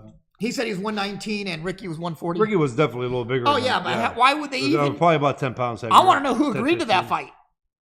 Who let the Kukrewski Hall? Fucking Jack. Yeah, Jack said, "Hey, 140's good, man." Yeah, Jack put the show on. Fucking. What's a Sweet Pea? Pernell Whitaker. Ah. No, so he's like, hey, you know what? We got a 119, 140. Jack's all, run him good, run him. No. Hey, Jack, I got a 160 and a 220. Oh, run him. That's run exactly him why that fight was allowed to happen. That's fucked up, man. Yeah, Jack was the promoter of the show. Vinny says, I want you both on. Come next week. No, fuck that now. I'm not Yeah, going. it's too late, man. Too late, man. We already asked. You guys should have been I on the didn't go. ask. I didn't know. They invite me. I brought it up to you. They don't invite me for shit. They didn't invite me. I asked them. I said, how about me and James come on the show? And Brian was like, yeah, man, definitely. That'd be great.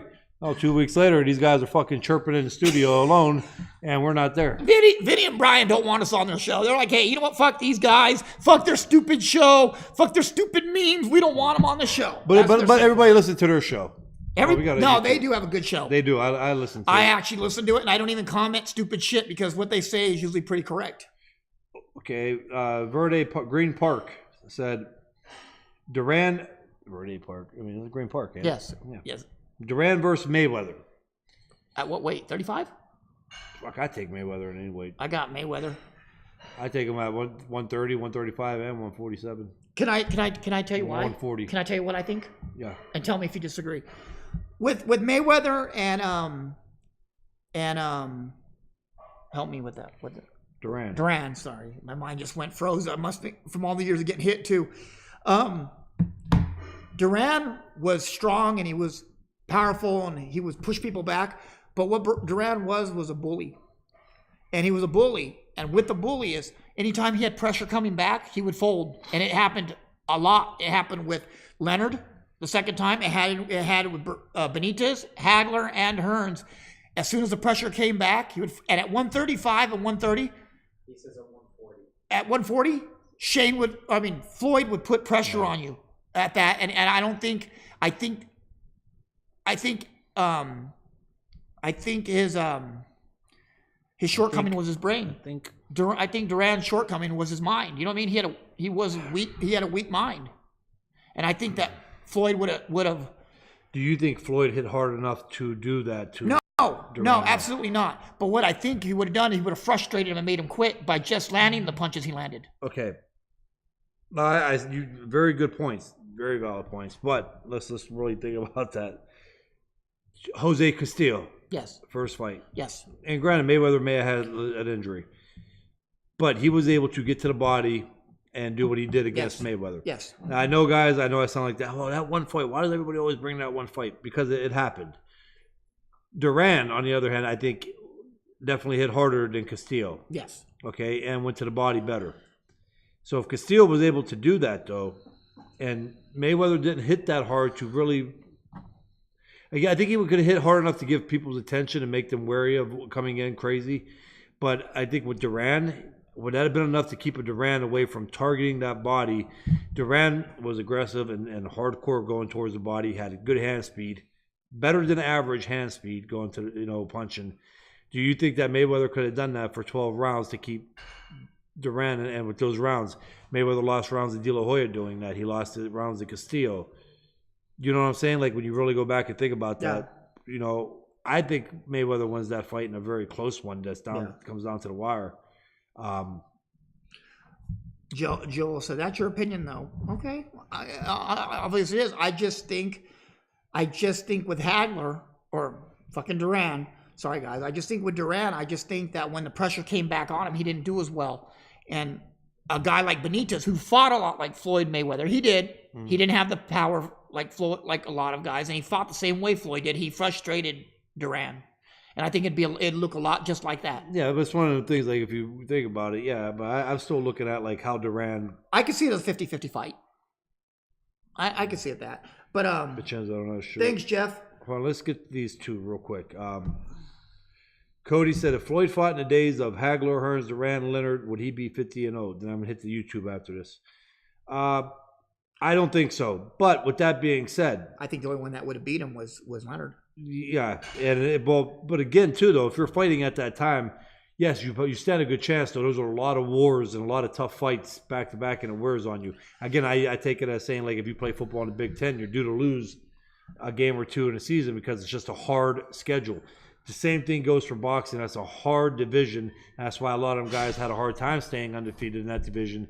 You think about it. That's like saying, okay, Canelo won that fight, or Canelo or Triple G, whoever won that. It was a war. It was a brutal war that they both went through. Then you turn back around your next fight, and you got, Duran or Hagler there, hitting you, or Sugar Ray Leonard. Yeah. Or then you turn around after that, and you got one of those guys. Yeah. I think that he definitely would have had one or two losses in there, but that does not take away from the fact that would Floyd Mayweather still go down as one of the greatest fighters of all time? Absolutely. Vinny said, I'm not sure we have a studio big enough for all this head in this stream. No, but if we can fit Brian Wan's girly hats he wears in there, those little bands. Rims. He wears those little like bands, the ones that fold up like college football players wear under their helmet. Cute. He wears those. If we can fit those in there, we can fit our heads in there. Okay. YouTube, Verde Park. No way Roberto Duran was way too skilled with his pressure. Look what Castillo and Medina did to Floyd. Duran is a whole other level than Castillo and Medina. Was he? I don't think. I don't agree with that. Maidana was a real welterweight, and Castillo was a Castillo natural was a hell of lightweight. a champ too. I mean, again, I think a lot of us fall in that because of the names that were mentioned in that weight class and because it was so long ago. I think we all get caught up like, that's the best. These guys were unstoppable. They all had losses. Castillo could fight.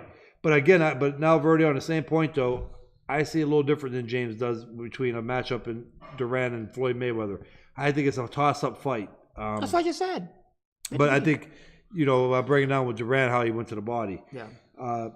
You got to remember, Duran was a smaller guy than all those welterweights. Steven said 15 rounds back then. Yeah, but that doesn't mean anything. These fighters train for 15. They can do 15. Yeah, It doesn't matter. You're training. You start training for 20, you can do 20. You train for 30, you'll do 30, you'll do 40. What's the difference? Yeah. So that doesn't matter. I mean, you just pace yourself different. Exactly. Most guys didn't have ring intellect, a composure to get past Floyd, frustrated, making mistakes. And you know what? I agree. I think boxing's evolved over the years, and I think it's different. And you know what? There was a point made here by I want to look here because I want to read everything. I'm not gonna just skip out on people, even if they disagree. There was a good one here. It's saying that it was a different. Oh, you bringing up? John said you bringing up fights where Duran was way out of his weight class, though. He was, but that's the choice he made. Yeah, that is the choice he made. The fights happen no matter which. Yeah, whether if he was 135, even Buchanan had him pressured until he stopped Buchanan, and that was his weight. The thing is, Duran, if he took pressure back, he would break down. Well, when they're saying that he was out of his weight, I can understand that.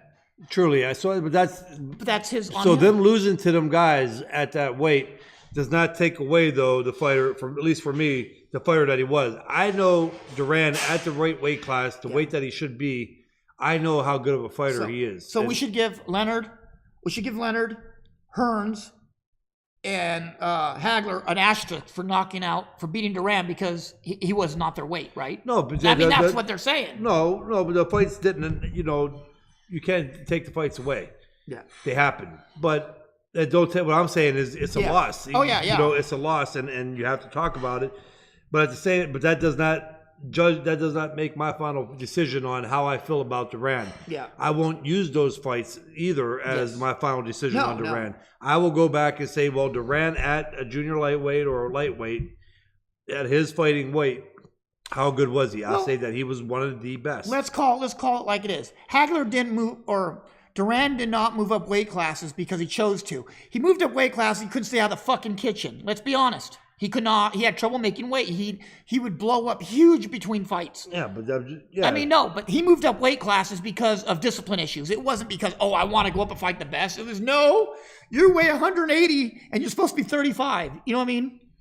What do you guys think of Tanaka Lomachenko fast-tracking fighters? I love it. I think it's fucking awesome for the sport. Fuck it. I do. What do you think?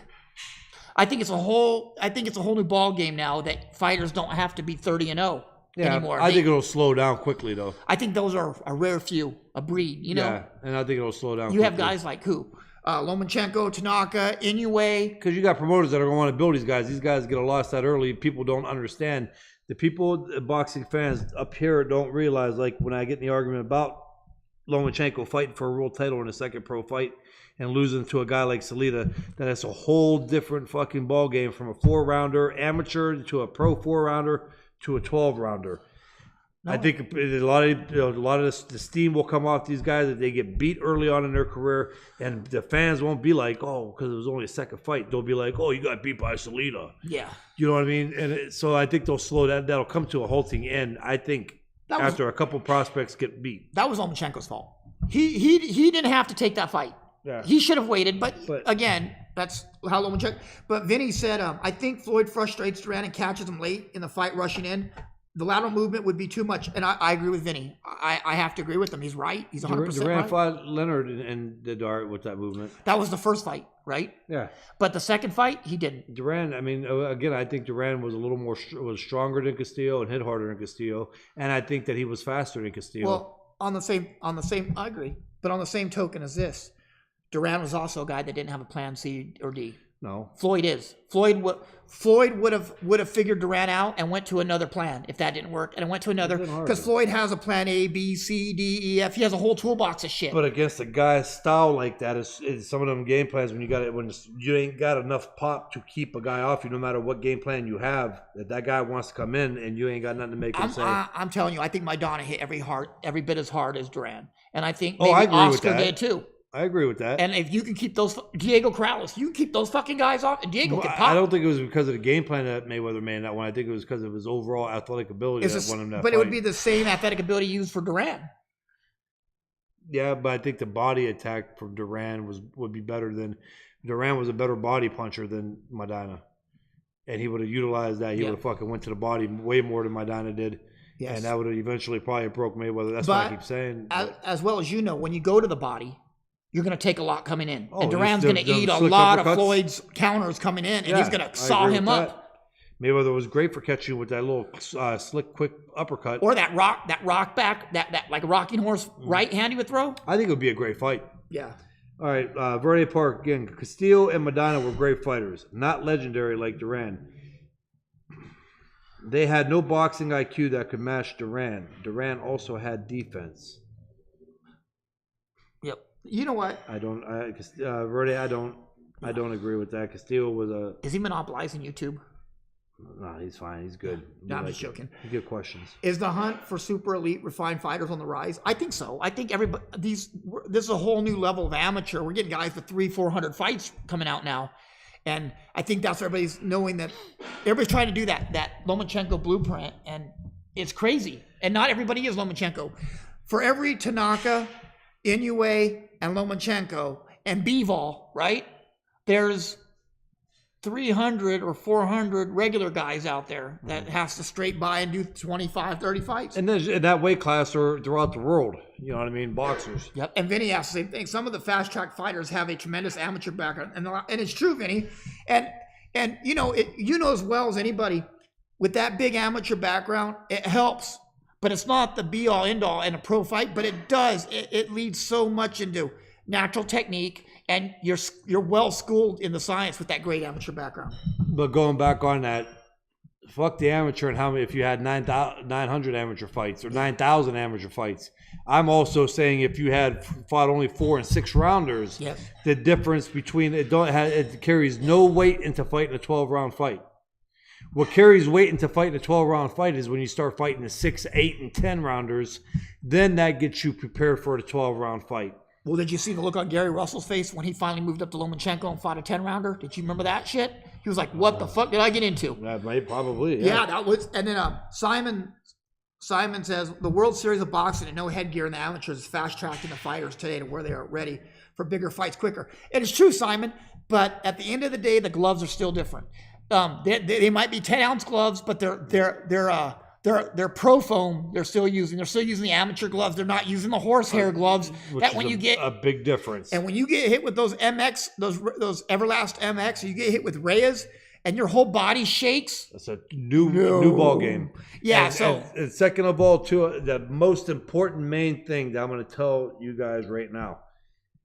I don't care if they used fucking bare knuckles for 4 or 5 rounds.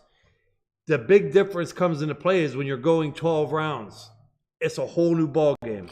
When you're fighting a world title and you haven't even fought a 6-rounder or an 8-rounder or a 10-rounder, it's a world of difference. Yeah. Well, they haven't even been doing 12-rounders now. They've been making title fights at 8 rounds. Have you seen that shit? No, I haven't. Oh my God. Yeah, Inoue had a title fight that was 8 rounds. That shouldn't even count. That's fucking crazy. Shame on commission too. Diego could crack. Been on the end of some of those punches at Barry's. I fought him in the amateurs, Vinny. I know he could crack. That motherfucker hit hard. What if Duran gets Floyd in the pocket? Duran, you know what? And that's true, Damon. There's no arguing that. And I have to fight 50-50. But the thing was, you can't, with Floyd in the pocket, you can't keep him there. You're not going to keep Floyd contained very long. He's going to counter you, and you're going to do what Hatton did. When you try to counter him, Hatton ate ropes and got knocked out. Yeah, what time is that interview? 8:30. We got to do it. All right, and Lomachenko fought huge fights, not local shows. He did. He did. He fought. He was a 2-time Olympic gold medalist. That still has no bearing on the world title fight. It has no bearing on it. It's a big difference. But 10 ounces of foam gloves is different from 10 ounces of horsehair. And you know horsehair. Horsehair. And Viking Herb knows horsehair. Oh yes, I do know about horsehair. Sven has very nice horsehair. And as we said a couple shows ago, Sven's the only horse I don't beat. He's a good horse. Well, the only horses I beat are usually dead. But sounds like this boxing show. That was I caught that. Yep. Yeah. Do you like that? You beat it in the head. No, you just beat it. Just beat it. Beat it. They told you don't you ever come around here. Damon has a good question, Kelly. I try not to. Damon has a good question. Who had a nastier inside game, Chavez or Duran? I got Chavez, man. That's another close one. That's a really good question, Damon. It was really good. A really good question, but I got Chavez. I'd probably go. Chavez could take your body and take you upstairs and back down, and he would beat. That's what beat Meldrick Taylor. It wasn't the punches to the face. It was the body work that took. It was the body work that took. Yeah, I would go with Chavez. All right, let's get this going. Vinny said, I agree with the 12-round theory, and the gloves make a huge difference, and that's why these fast-track fighters are a rare breed. I agree, Vinny, 100% again. And but I would say Chavez, but not by much. I think Duran was a savage. Yeah, it was. All right, guys. Have a good week, everyone. You leaving? I'm out. What the? I gotta get on my longboat. Nah. And study. We're having UFC's Matt Brown, number 2 ranked welterweight. Is my volume up? Nope. It's not working right. The speaker.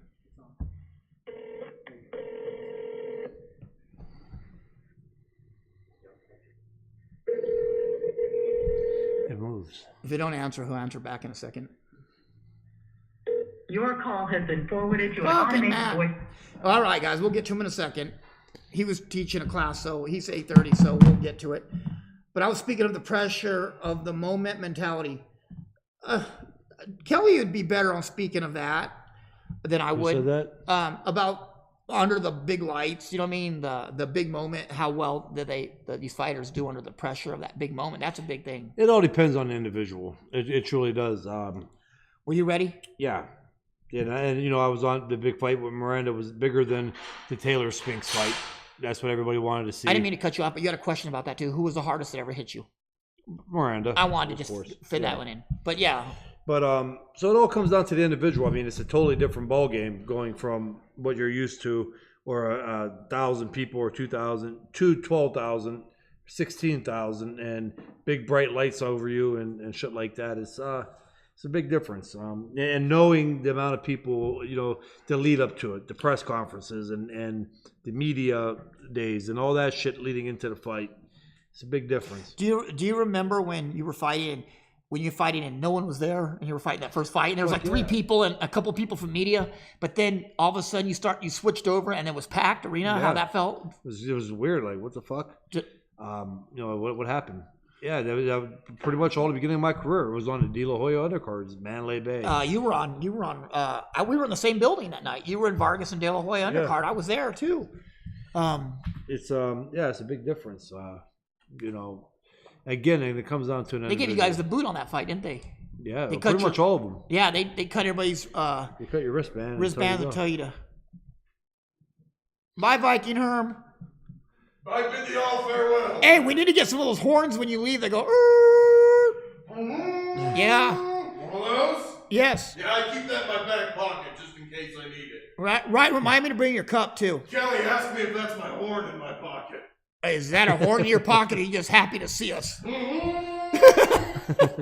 I'll let you know next week. We're gonna find out if we're doing the ghost thing. Yeah. Ooh, spooky. And remind me to bring your cup because I'll forget. Yes, bring my mead cup. Maybe I'll bring mead. Okay. Oh yes, mead and ghosts. Yeah. Vinny said you handle that shit like the champ. You are, bro. Made us all proud. Oh, thanks, Tommy. Damon said, Kelly, did you ever decide to throw intentional low blows to slow a man down, retaliate, or were you ever directed to? I believe I got a point taken off me against all fucking people, Bernard Hopkins. Because you cracked his nuts. Yes, I fucking was. Did you do it on purpose? He was dirty, man. I know, he was pulling your head down, elbowing you, right? Yeah, all that shit. So, I did it on purpose. And I didn't give a fuck if the referee was on the other side. I wasn't waiting for him to go on the other side. I bet you hit with the right hand, too, didn't you? I was chopping down that motherfucker. You were killing him, weren't you? He ain't saying that motherfucker might win the battle, but you're going to win the war. Compy box was off, man, because I know how many fucking punches I landed. You hit him right in the twins. Yeah. Believe it or not, it was the only things that weren't moving. I'm going to tell Matt, try to call. Hold on.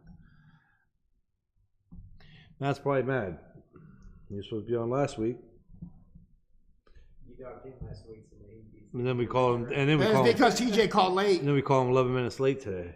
Well, yeah, that's if Chavez's fighting Sergio. I don't like it, but hey, they're both at the end of their career, or their careers have been over. They're done, and they're just trying to earn an extra few bucks. You know, I can't fault them for that. Can you? People want to buy it. I'm sure Sergio did well with his money. You know, I don't know what Chavez did with his, but I don't think he probably did as well. No. Cocaine costs a lot of money. It's cheaper in Mexico, though, ain't it? Yeah, and hey, when you're married to one of Chapo's nieces, cocaine should be in the plenty. Yeah. What did you say? So it's pretty cheap in Florida.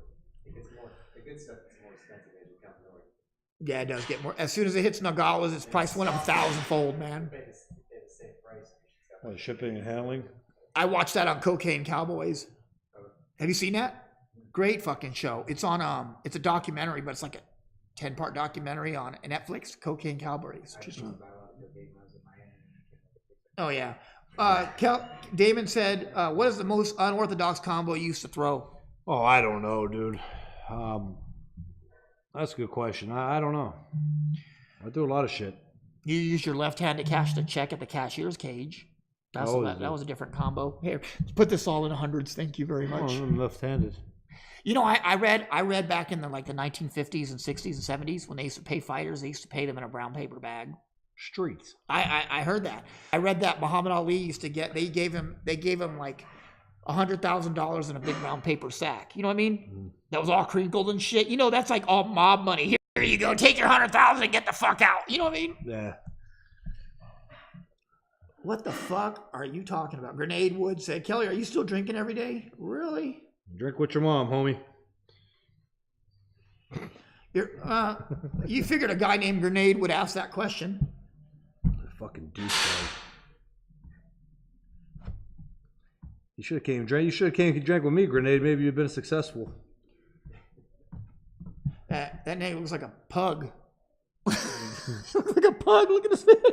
Yeah, she can't even pull up his profile. Oh, that question is for both of us. Sorry, Damon. You know what? I always forget that I used to fight when I'm with Kelly. I'm like, yeah, Kelly.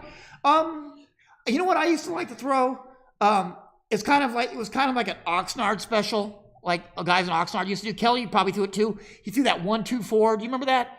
We would throw that. We would throw that. We throw that 1-4. You throw that kind of that jab and that uppercut. Do you remember that? Yeah. And then I was going to actually say that too. And that was something that we did in Oxnard a lot. We throw that, and Robert would say that. Remember, 1-4, 1, and we'd like boom, boom, and you hit. You're like bop, bop, and you just throw it. You know. But, I used to. I mean, I don't know if you consider it a combo. No, but it was something that was unorthodox. Yeah, no, I'm saying. But what I would do, I would throw the jab, and then I would shoot that jab uppercut. Yeah. I would throw a jab and roll over and shoot it up. We would have you know what I like too? That I like that 1-4-3-2 that you never use, but it was great on mitts. Mm-hmm. You throw that jab, and then you throw that right uppercut, that left hook, and that straight right down the middle. Yeah. And if you landed all four of those, you were a god among men. You know what I mean? There was a lot of fucking combos. That's what I'm saying. There's just so many I can't remember. Now, you know what? I do that at night sometimes. I'll be laying there thinking of combos. But that was one of my favorites. There's a lot of great combos on pads that I wish we were able to fucking throw in a fight. Oh God, yeah. Saunders, Andrade. I'm taking Andrade. You got Saunders, right? From watching, I'm leaning towards Saunders. I can't pick that right now though. I'm gonna have to watch a little, go back and find even the shitty fights. I'm gonna have to watch Saunders. What the fuck? He said, you were my favorite fighter the night you fought Jermaine on pay-per-view. I got stabbed and didn't even go with the ambulance to watch the fight. I'm upset that you drank your career away because you could have been one of the greatest. Well, I don't have an answer. I don't know, man. Grenade said that you Junked were my career with 12 years, 42 pro fights. you had 42 fights, you had 12 years, you had 3 titles. Defended my title for 5 years. You made millions of dollars. You still have millions of dollars, and you ruined your career. That's the shit that's what I'm saying. You can't. I'm not even going to harp on it. I don't know, but you know what? Not everybody understands. Not everybody understands that, No, and it's he not. has to be for fucking Youngstown too. I don't know, man. But There's better championship. and you know what? If you got stabbed, you should have got medical attention. That's your own fault for not going to the hospital. Yeah. You don't think that you're gonna fucking make me feel bad for your ass now when you say stupid shit that you say. They should have fucking stuck it in farther. Turn that bitch upside down in the cooter. Twist it. Damon again has good questions like always. It says, who has a better championship run, Mikey or Leo Santa Cruz? I know it's random, but I saw a pic of them. I would say Mikey right now. Leo, and it's not Leo's fault. Leo is in a smaller weight class, but Leo's doing his thing, man. I can't. Leo's lost to Frampton already. Mikey hasn't lost yet, and that's a big deal. Yeah, I would have to say Mikey too, because it turns out better for Mikey. He's in a better weight class. So. Damon said, Grenade Wood is trolling his ass off. Fucker got stabbed and watched the fight. Oh, he said call again. Matt did. His phone died. Oh, okay. No, I don't know, Kelly. You're like my best bud, but if I get stabbed and you're watching and you fight, I'm gonna go to the hospital. I'll record it though. He was probably all fucked up on crack and meth. I'll go to the hospital and I'll record it. I'll come back. His fucking. Hey, I'll be like over there, and I'll be like, can you? His small intestine was probably coming out of his. I'll be fucking Justin. stomach. I He's got. like, I'm gonna go fucking wash his foot. I'll be like, Justin, can you come pick me up? I'll share my Percocets with you. We can watch the fight together. I'll bring a Chromecast with a Say, I'll be there. Hey, by the way, where's my fire stick? I just give up. Yeah. I'm giving up on him. Dude, you got a lot of shit coming at you with fire sticks here soon. You need some help. I know. All right, guys, we have UFC's contender, Matt Brown, and we're going to talk to him. Yes, sir. Hey, Matt Brown, you're on the air with Kelly Pavlik and James Dominguez. I don't know if you know James, but he's a co-host of mine. I know the guy a little bit. Hey, Matt, we wanted to ask you a question. Who do you like better, me or Kelly? Be honest. I don't like either one of you. There we go. That's a great That's what answer. I'm talking about. I got to steal that. All right.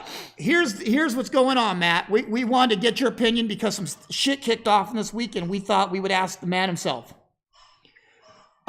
Teddy Atlas was on your boy Joe Rogan show this past week. Did you watch that? I didn't get to watch it yet.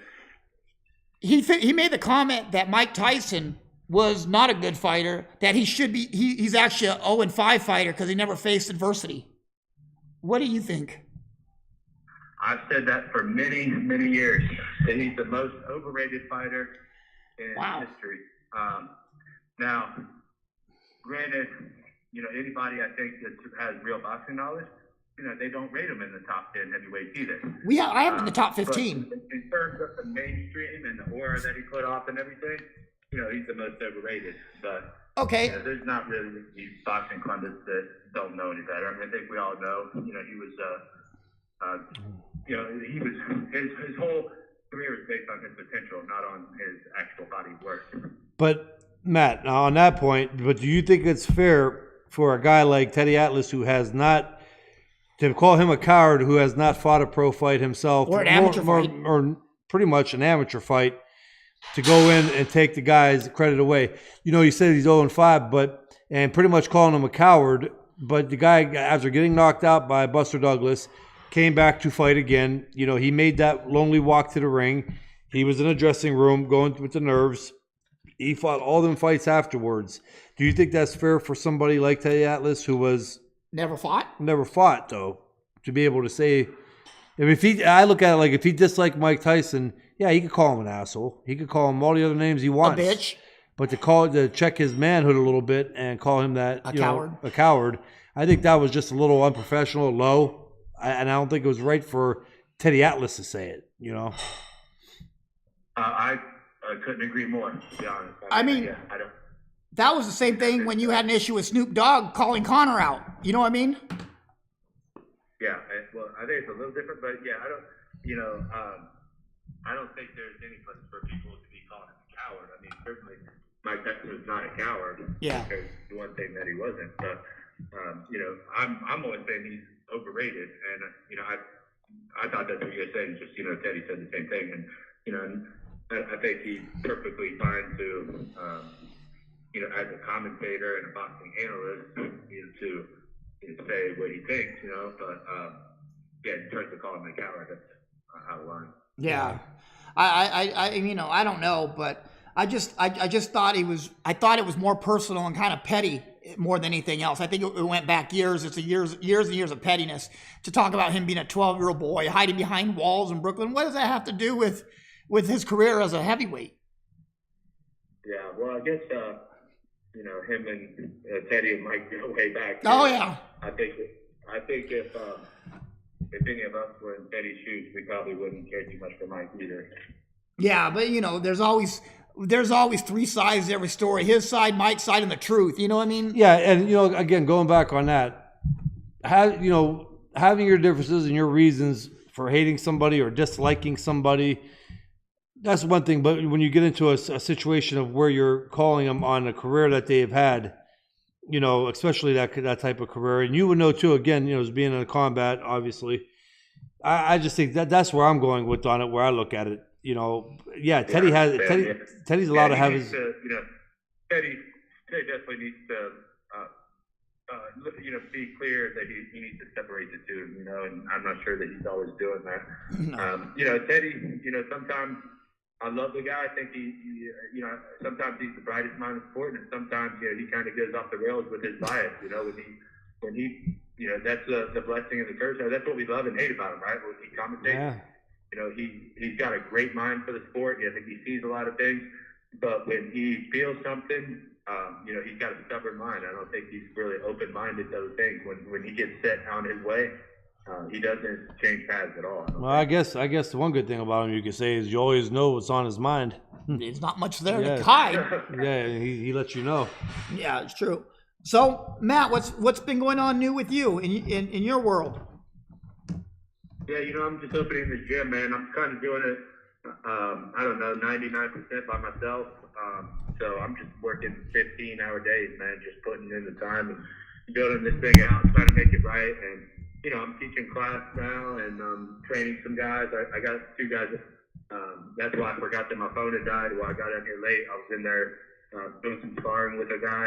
Okay. I'm not even supposed to be sparring. My knee's still, I'm not far enough out, but I'm like, hey, my guys need me. I'm going to get in there and I'm going to take the risk and I'm going to grind, man. That's what I got to do. I thought for a second you were just a little worried to answer the phone call for me, about that bet and everything. The bet. Thought you were the bet. shying away. I haven't. I was waiting for that. To I haven't seen my T-shirt in the mail yet either, Matt. I got a T-shirt coming for you, bro. I got a T-shirt coming, and I got a seminar coming for you, Kelly. Okay. And you know what though? Hey. You know what though, Matt? Either way on that fight, on that Triple G Canelo fight, either way it went would have been a good decision. If Triple G would have won 115, 113, it would have been fair. If Canelo won 115, 113 or a draw, it would have been fair. Either way, it was such a good fight. Yeah, I'm right on there with you. And no matter which way it went, it was going to be called a robbery. I actually scored it a draw again, and I think that was the right call. I think, the problem I think with boxing and with MMA and the entire 10-point system, there's not enough 10-10 rounds. And, I think there was lots of rounds in that fight. There was no winner in so many of those rounds. I mean, you could call 10-9 based on, what your bias is or like what you think, happened. But, I mean, in terms of, the guy walking to the corner and feeling whether he won or lost that round, there was at least 8 rounds where neither one of them walked to the corner thinking, I won that fucking round. Fair and quick. Exactly. You know what, Matt? You're a straightforward guy, too, man. I appreciate it because, you could have pulled a James right there and been like, well, no, everybody thought that Triple G won that fight, and you could have made a lot of excuses, but you didn't. Why the fuck do I get pulled a James? I was the one that said Canelo was going to win. I fucking hate this show, man. I hate this show. I'll tell you what, if I had to pick a winner, that one would have been Canelo. You know, I mean, he pushed forward more. So yeah, I thought he controlled. You know, he pushed forward more. So I wonder, did Joe Rogan ever get back to you on that, Kelly? No, Rubbing he it on his didn't. face? Yeah, he didn't. He bypassed that and just told me he was hunting. So I got accused by Joe Rogan of only liking Mexican fighters. I'm like, that is not true. when did that happen? Well, you weren't paying attention. You were talking to you were talking to the fat waiter. Oh, you're harsh. Well, there's nothing wrong with liking Mexican fighters. But I like everybody. Yeah. My favorite fighter of all time is. All my favorite fighters are Mexican fighters. Really? Except for, let's see, well, Kelly Fabrik is one of them. He's Pathlanders. And Triple G, Canelo. Well, Canelo's Mexican. Yeah. You know, Chavez, man, my favorite. Marquez, my favorite. Mikey Garcia. The verdict's still out on Canelo. We don't know. Yeah. Matt likes Mikey Garcia. That's awesome. And Mikey Garcia. and I love. Well, Matt likes me. That's all that matters. well, Mikey likes Matt. He said that was his favorite fighter on Ellie's show. On Ellie's show, he said you were his favorite fighter. He watched you fight Diego Sanchez. Nice. Hey, let me ask you this. How did you set that up? I mean, what transpired for you to set that up that night? Because it shocked the shit out of me. I was about to get up like, what the fuck? It's over. Yeah, you'd have to go through. I'd have to almost go through the whole round with it. You know, there was I knew that he'd be aiming for my body. Yeah. Going for that body kick, because that's where I've shown weakness before. Well, at least people think it's a weakness. I mean, you get hit to the body, you know, what do you do, Yeah. right? Yeah. The people, they like to think that I'm weak to the body, and so they aim for that a lot. You get hit in the liver, everybody's weak. You know, I fought some Jackson's guys before, and they always go to the body a lot. Yeah. So I kind of seen that coming, so I planned for that. And, you know, what we worked on was catching the kick, pushing him against the cage, and then throwing the knee. And then I actually almost did it a couple of times before. Yeah. There was 2 times up the whole round where I started to throw the knee, and I didn't feel it then. Just didn't, you know, I held back, didn't pull the trigger. And then the 3rd time I did it, you know, was when I found the elbow. You know, instead of throwing the knee, I threw the elbow. Yeah, I mean, it was incredible. It was like my birthday. I was like, oh shit. But did you feel you were stronger from the very beginning physically? Did you just feel you could do what you wanted to him? Yeah, I mean, I always feel that way in a fight, but you know, with him, I just started to find his rhythm, and you know, like I said, I played on that one technique, you know, and it's sort of a combination of 3 different techniques, but I kind of just knew that it was gonna be there. You know, I mean, that's the whole thing in a fight. You know, it's just having a strategy, man, and I just, you know, I'm much better at formulating strategies these days, and that's what I really work with my fighters on, and you know, having a strategy for everything, man, and that, you know, whether that's you know, how you're gonna promote your career, or how you're gonna run your business, or how you're gonna, you know, if you're cooking a fucking steak, man, you have a strategy, right? Yeah. Follow a recipe. You don't just turn the oven on and see what happens, right? You know what, Matt? I agree with that, and actually, these guys are going to get a kick out of this, but I am going to take a little bit of what Teddy Atlas said on the Joe Rogan show, and that I agree with him on. You know, what makes the difference between the fighters? Yeah, every fighter is tough, or they would not be, you know, climbing in there to be fighting after a period of time. So, but what makes that level go up? You know, the leveler go up or down? Like, what is the difference? Well, you got a smart fighter, you know, and the smart fighter usually the one with the good strategy, the one who studies and breaks down fights and the style and the art.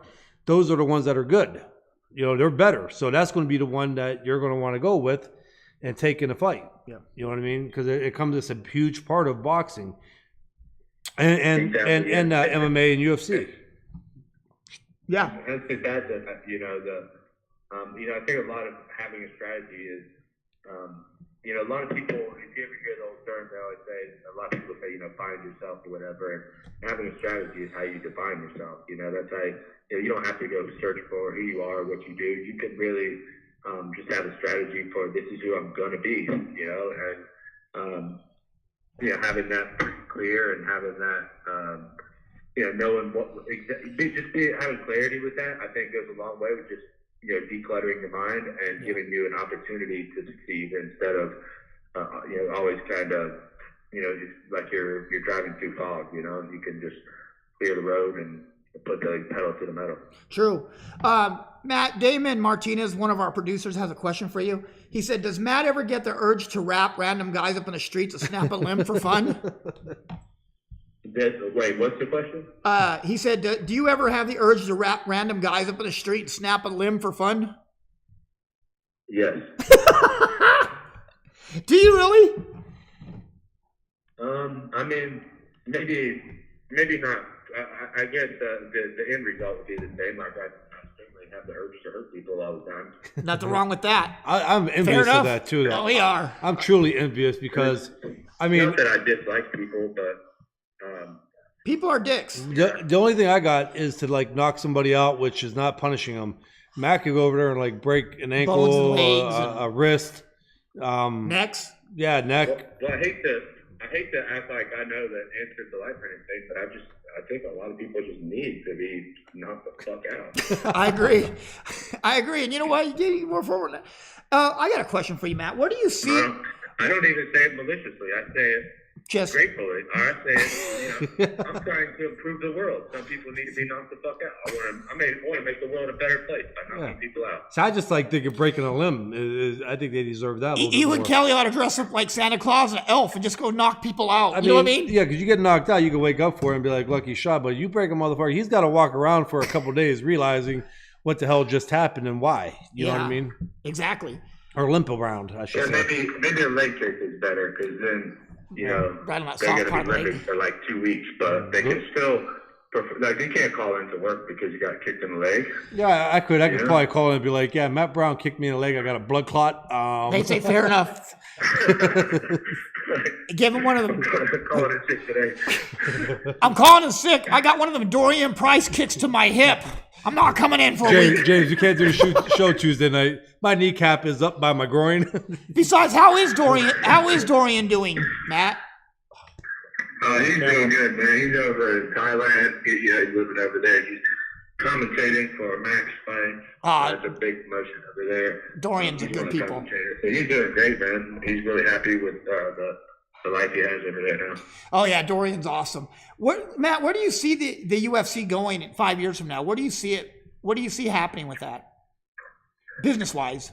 Yeah, probably the same stuff they've been doing. I mean, they're gonna, unfortunately, it's just, I don't think it's going the path that I would necessarily choose if I had a choice. I think it's just going more towards, they're just short-sighted, I think. Yeah. I'd like to see them have a little bit more integrity in the sport and not focus on the, not the negative people and the negative things. And I think the sport could grow organically and could really benefit from a lot more positivity. Yes, I agree.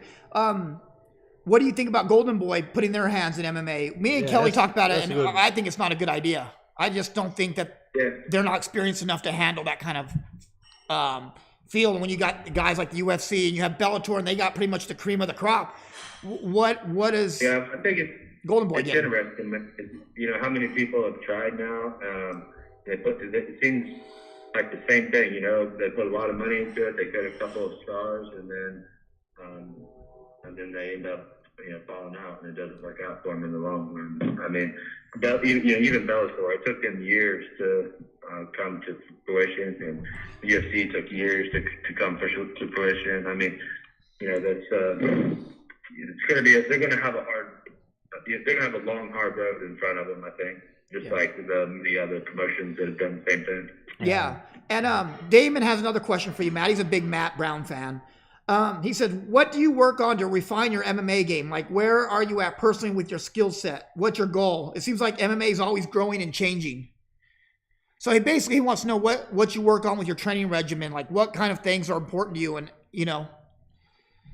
Well, right now my main focus is just rehabbing because I had an ankle and knee reconstruction this year. So that's really where my focus is right now. Beyond that, I'm really working on like some of the fundamentals, like kind of building a better capacity and strength and explosiveness, and then that way when I do come back, my skills will be more explosive and more powerful and better endurance, all that good stuff. Yeah, that seems the norm anymore, especially this day and age, and sports in general.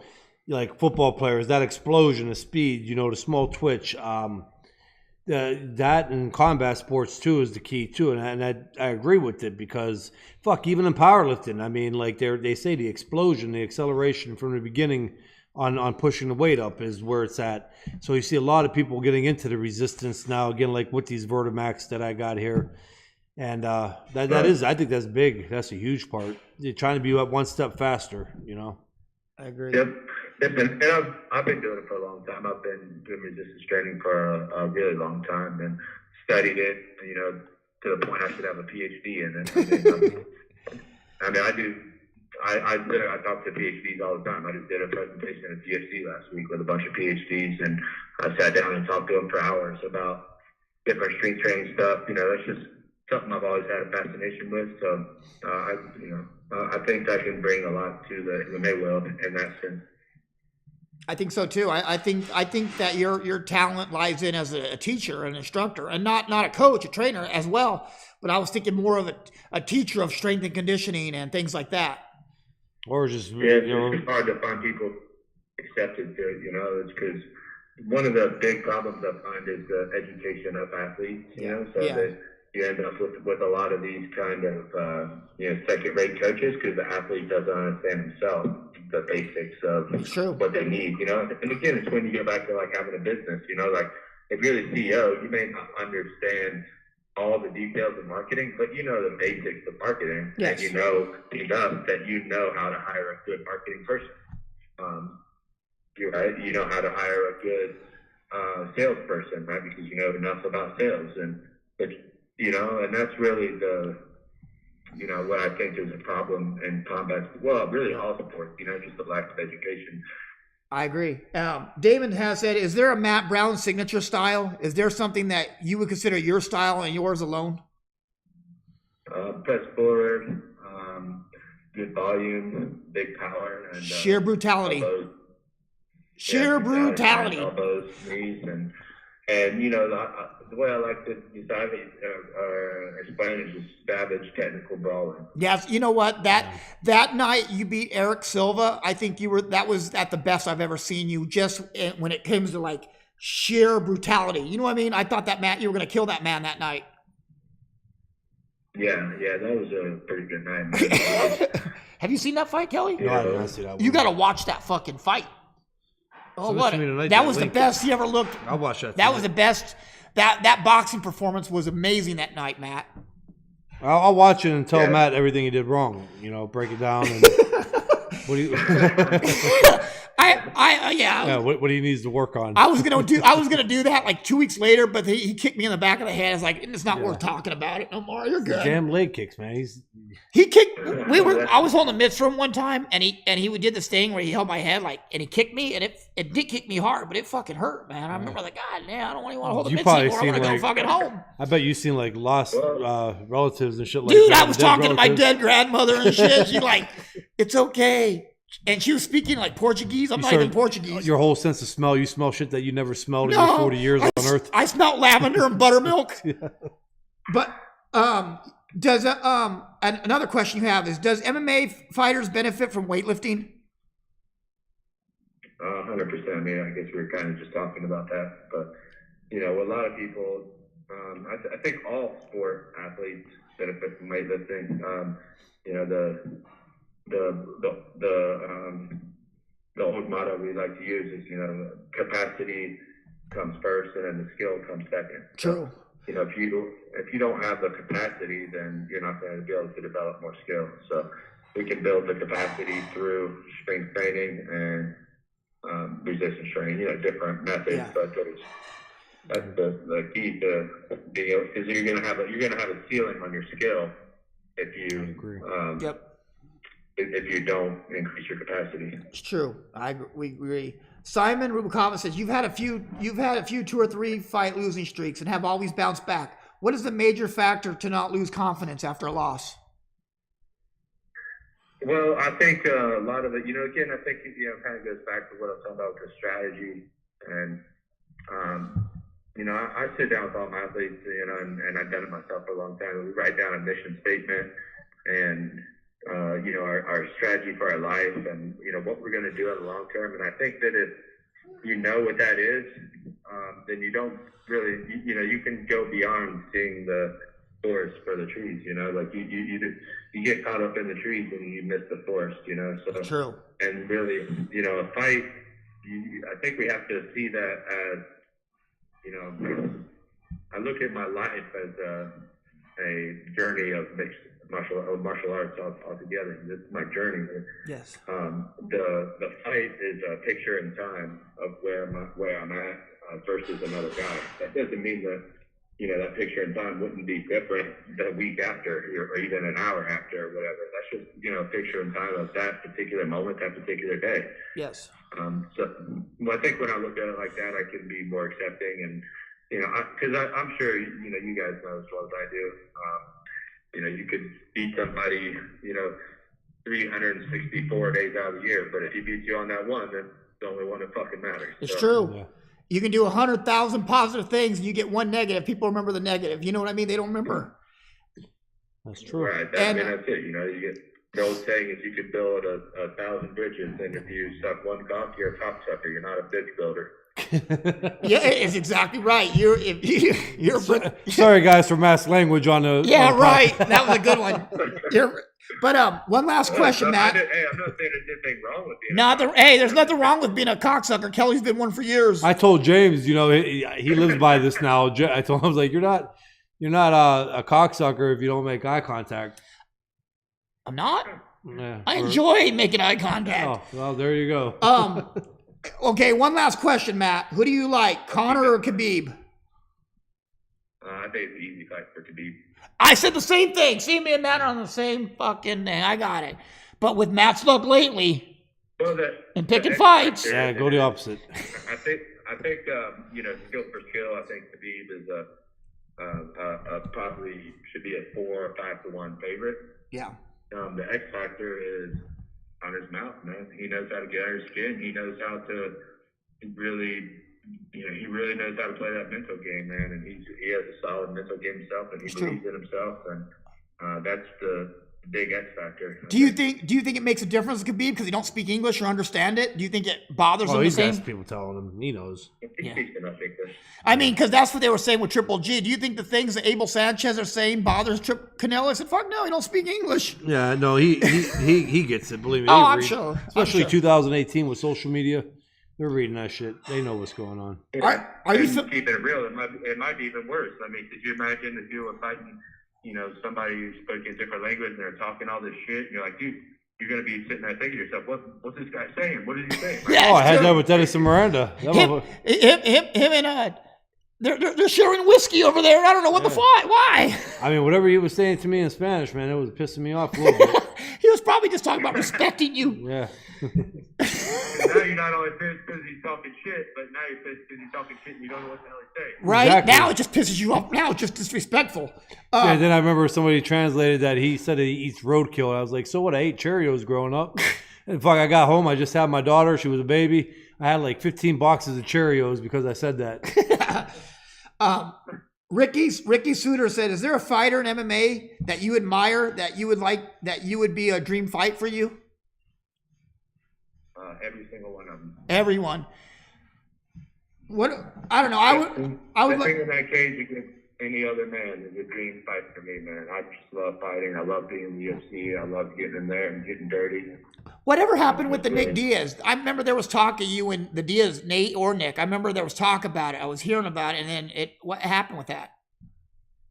Yeah, Nate didn't take that fight. He was smart not to take that one. Yeah, I mean, it wasn't the right time and place for him, I guess, but you know, would have been a good feather in my cap. But yeah, but you got plenty of chances. How much longer realistically do you think that you want to go on before you start moving to other things? I know that's a weird question, and every fighter's different, but I mean, I think most fighters have a timeline, you know, for what they wanted for their goals.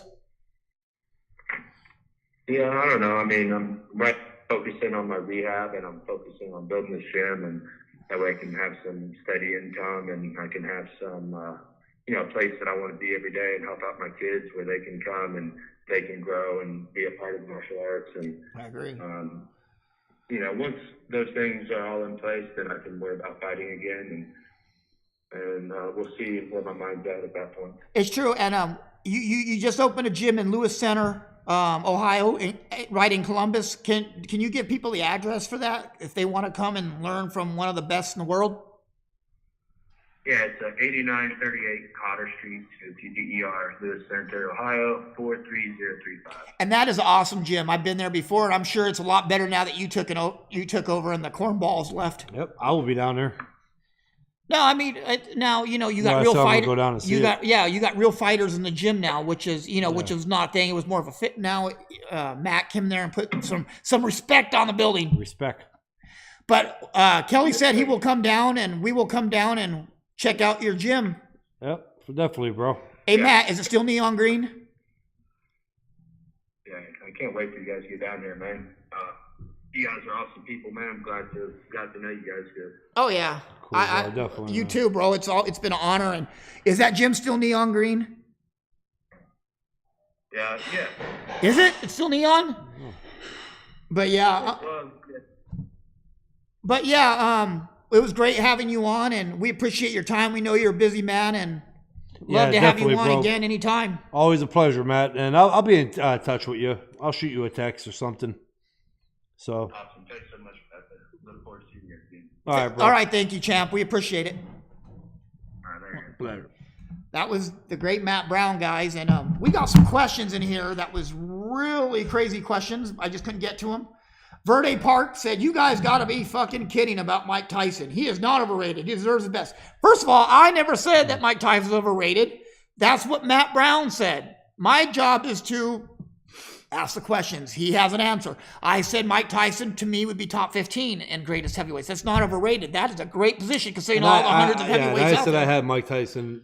I could put Mike Tyson for my reasonings, especially in his prime. I understand that a lot of guys were beaten before they got to the ring, but that also plays into Mike Tyson's favor, and that was part of his strategy. What makes me have him in the top five. And Verde Park, again, so it doesn't matter if you're pressing forward more. You got to be putting effective pressure. Oh, you mean like the pressure that Canelo put eating Triple G's body up and hitting him with crisp right hands and left hooks? That kind of pressure? That changed. He literally changed Triple G's whole game plan. You know what? And we'll go back to that real quick, Kelly. Tell me if you agree. Triple G, he reverted back to being an amateur in that fight. Let me tell you why. People are going to say, what the fuck, James? You don't listen. Triple G went to double and triple and quadruple jabs. What is the one thing as a fighter that you do not do against a counterpuncher? Double, triple, quadruple. A double jab you can get away with. You don't triple and quadruple jab with the counterpuncher without changing your timing. Why? Because they catch on to it. How many jabs did it take for you to pick up on a fighter to counterpunch him? How many jabs could they throw and you have the timing? It all depends on a fight. It does. It depends on how they're throwing it, how they're mixing it. But normally, if they're not, he didn't change his speed on it. He didn't change his angle. He didn't change his pace of the jab. You give me two of those jabs, I have your timing on the third. He probably couldn't have though. Again, Canelo fought. He was not prepared for what took place. I agree. But and they could say that. People could be like, "Oh, that whole training camp was working on it." No, they were not working on that. No, they were going into that fight with the same game plan. At least they should have been as the first fight, doing the same thing they did in the first fight. Exactly. So, but the thing is this: for the most part, it took Canelo only a couple jabs before he had the timing down on that jab. And he'd catch him with that right hand every time he'd do it. He'd counter him or throw him with that left hook after. Or he'd go the body, right? The body was phenomenal. He would slip that left jab and dig a left hook to the body. When people told me that Triple G's jab was effective and what Canelo was doing was not effective, that goes to show me how much they know about boxing. Obviously, them body punches were effective because it changed the entire game plan. Why in the hell would Triple G, the much bigger guy, as you can see in that fight too, if you had two eyes that worked, and you can see that he was backing away from Canelo. Thank you, Arturo. We appreciate it, bro. No, but the thing is this, you cannot tell me when you see a motherfucker spleen hit his kidney on the other side that didn't hurt. That wasn't an effective punch. Yeah, I seen Triple A. Let me tell you, I seen Triple G coming in like crazy after those body shots. And thank you, Arturo. It's an honor to have you share it on your personal page. It means a lot to us. Yeah, and, thank you, man. And thank you. And have everybody like and share and subscribe to the show. But it's been a good show today, man. Yeah, it was. It was really good show. But next week we have listen, guys, we got the great Irish Mickey Ward on here. And Kelly, you're going to handle that interview? Yes. Because I think that's something that you should do because he's a great and you're great. And I think that'd be something you guys do. You know what I mean? Now James is kissing ass. I'm not kissing ass. I mean it. I think you should handle the interview. Yeah. See, now everybody's going to start again. James is a dick fucker. You know what? I've said it before. Do you know what's harder than being Kelly Pavlik, Justin? Being Kelly Pavlik's friend. Because let me tell you something. Let me tell you why. Because you know what? Let me tell you why it's hard being Kelly. You know what they say when they get mad at me? Oh, your show sucks. All you do is suck Kelly Pavlik's dick. That's what I'm like. Are you fucking serious? I'm like the main guy that argues every point with them, but I'm like, oh, yeah, your show sucks. I don't know, because I ain't coming at all on Tuesday night. Your show sucks. You're fat. You're a fat motherfucker. Your show sucks. You suck Kelly's dick. I'm like, it's hard as fuck to be Kelly's friend anymore. Oh, it's not though. It really is, Kelly. It really is, man. It's. You want a break? It's a cursing and a blessing. You want a break? It's a curse and a blessing. What? You want Viking Herm to be sitting here going, we got the great Mickey Canizales coming on the show. The great Mickey Ward. The great Mickey Ward. But yeah, we are going to wrap up because my ass cannot take this horse. Hey, I just watched The Fighter again the other night. It was on TV. That's a great fucking movie, dude. Did you watch The Fighter? Oh, yeah, that was great fucking movie. That's only the second time I've ever seen it. Ricky Suitors. Dude, Mickey Ward had many wars with the yes, he did. Oh, my God. And, Arturo Gatti was a personal friend at Kelly's, and I had the honor of meeting Arturo Gatti twice, and it was really awesome. He's such a nice person.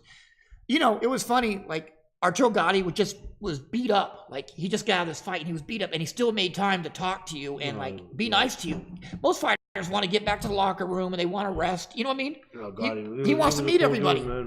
But, all right, yeah, well, we are going to wrap up. Long show today. It was great show today. Great show. And it was well worth it. Stay tuned. Next week, we have Mickey Ward, Irish Mickey Ward. Yes. Great guy. And we also may have some other stuff going on. The week after, we're going to be in Chicago for Jesse Vargas. Indeed. So go to the Punchline, punchline.live, and share, like, and subscribe. And hit that bell icon so you can get reminded when the episodes come on, because we will be here every Tuesday unless Kelly pisses me off, and then I go find a better show, my own show, where me and Viking Herm can talk about boats all day. That's what I want to do. Nice. Bye. And Vinny, put us on your show. We are out.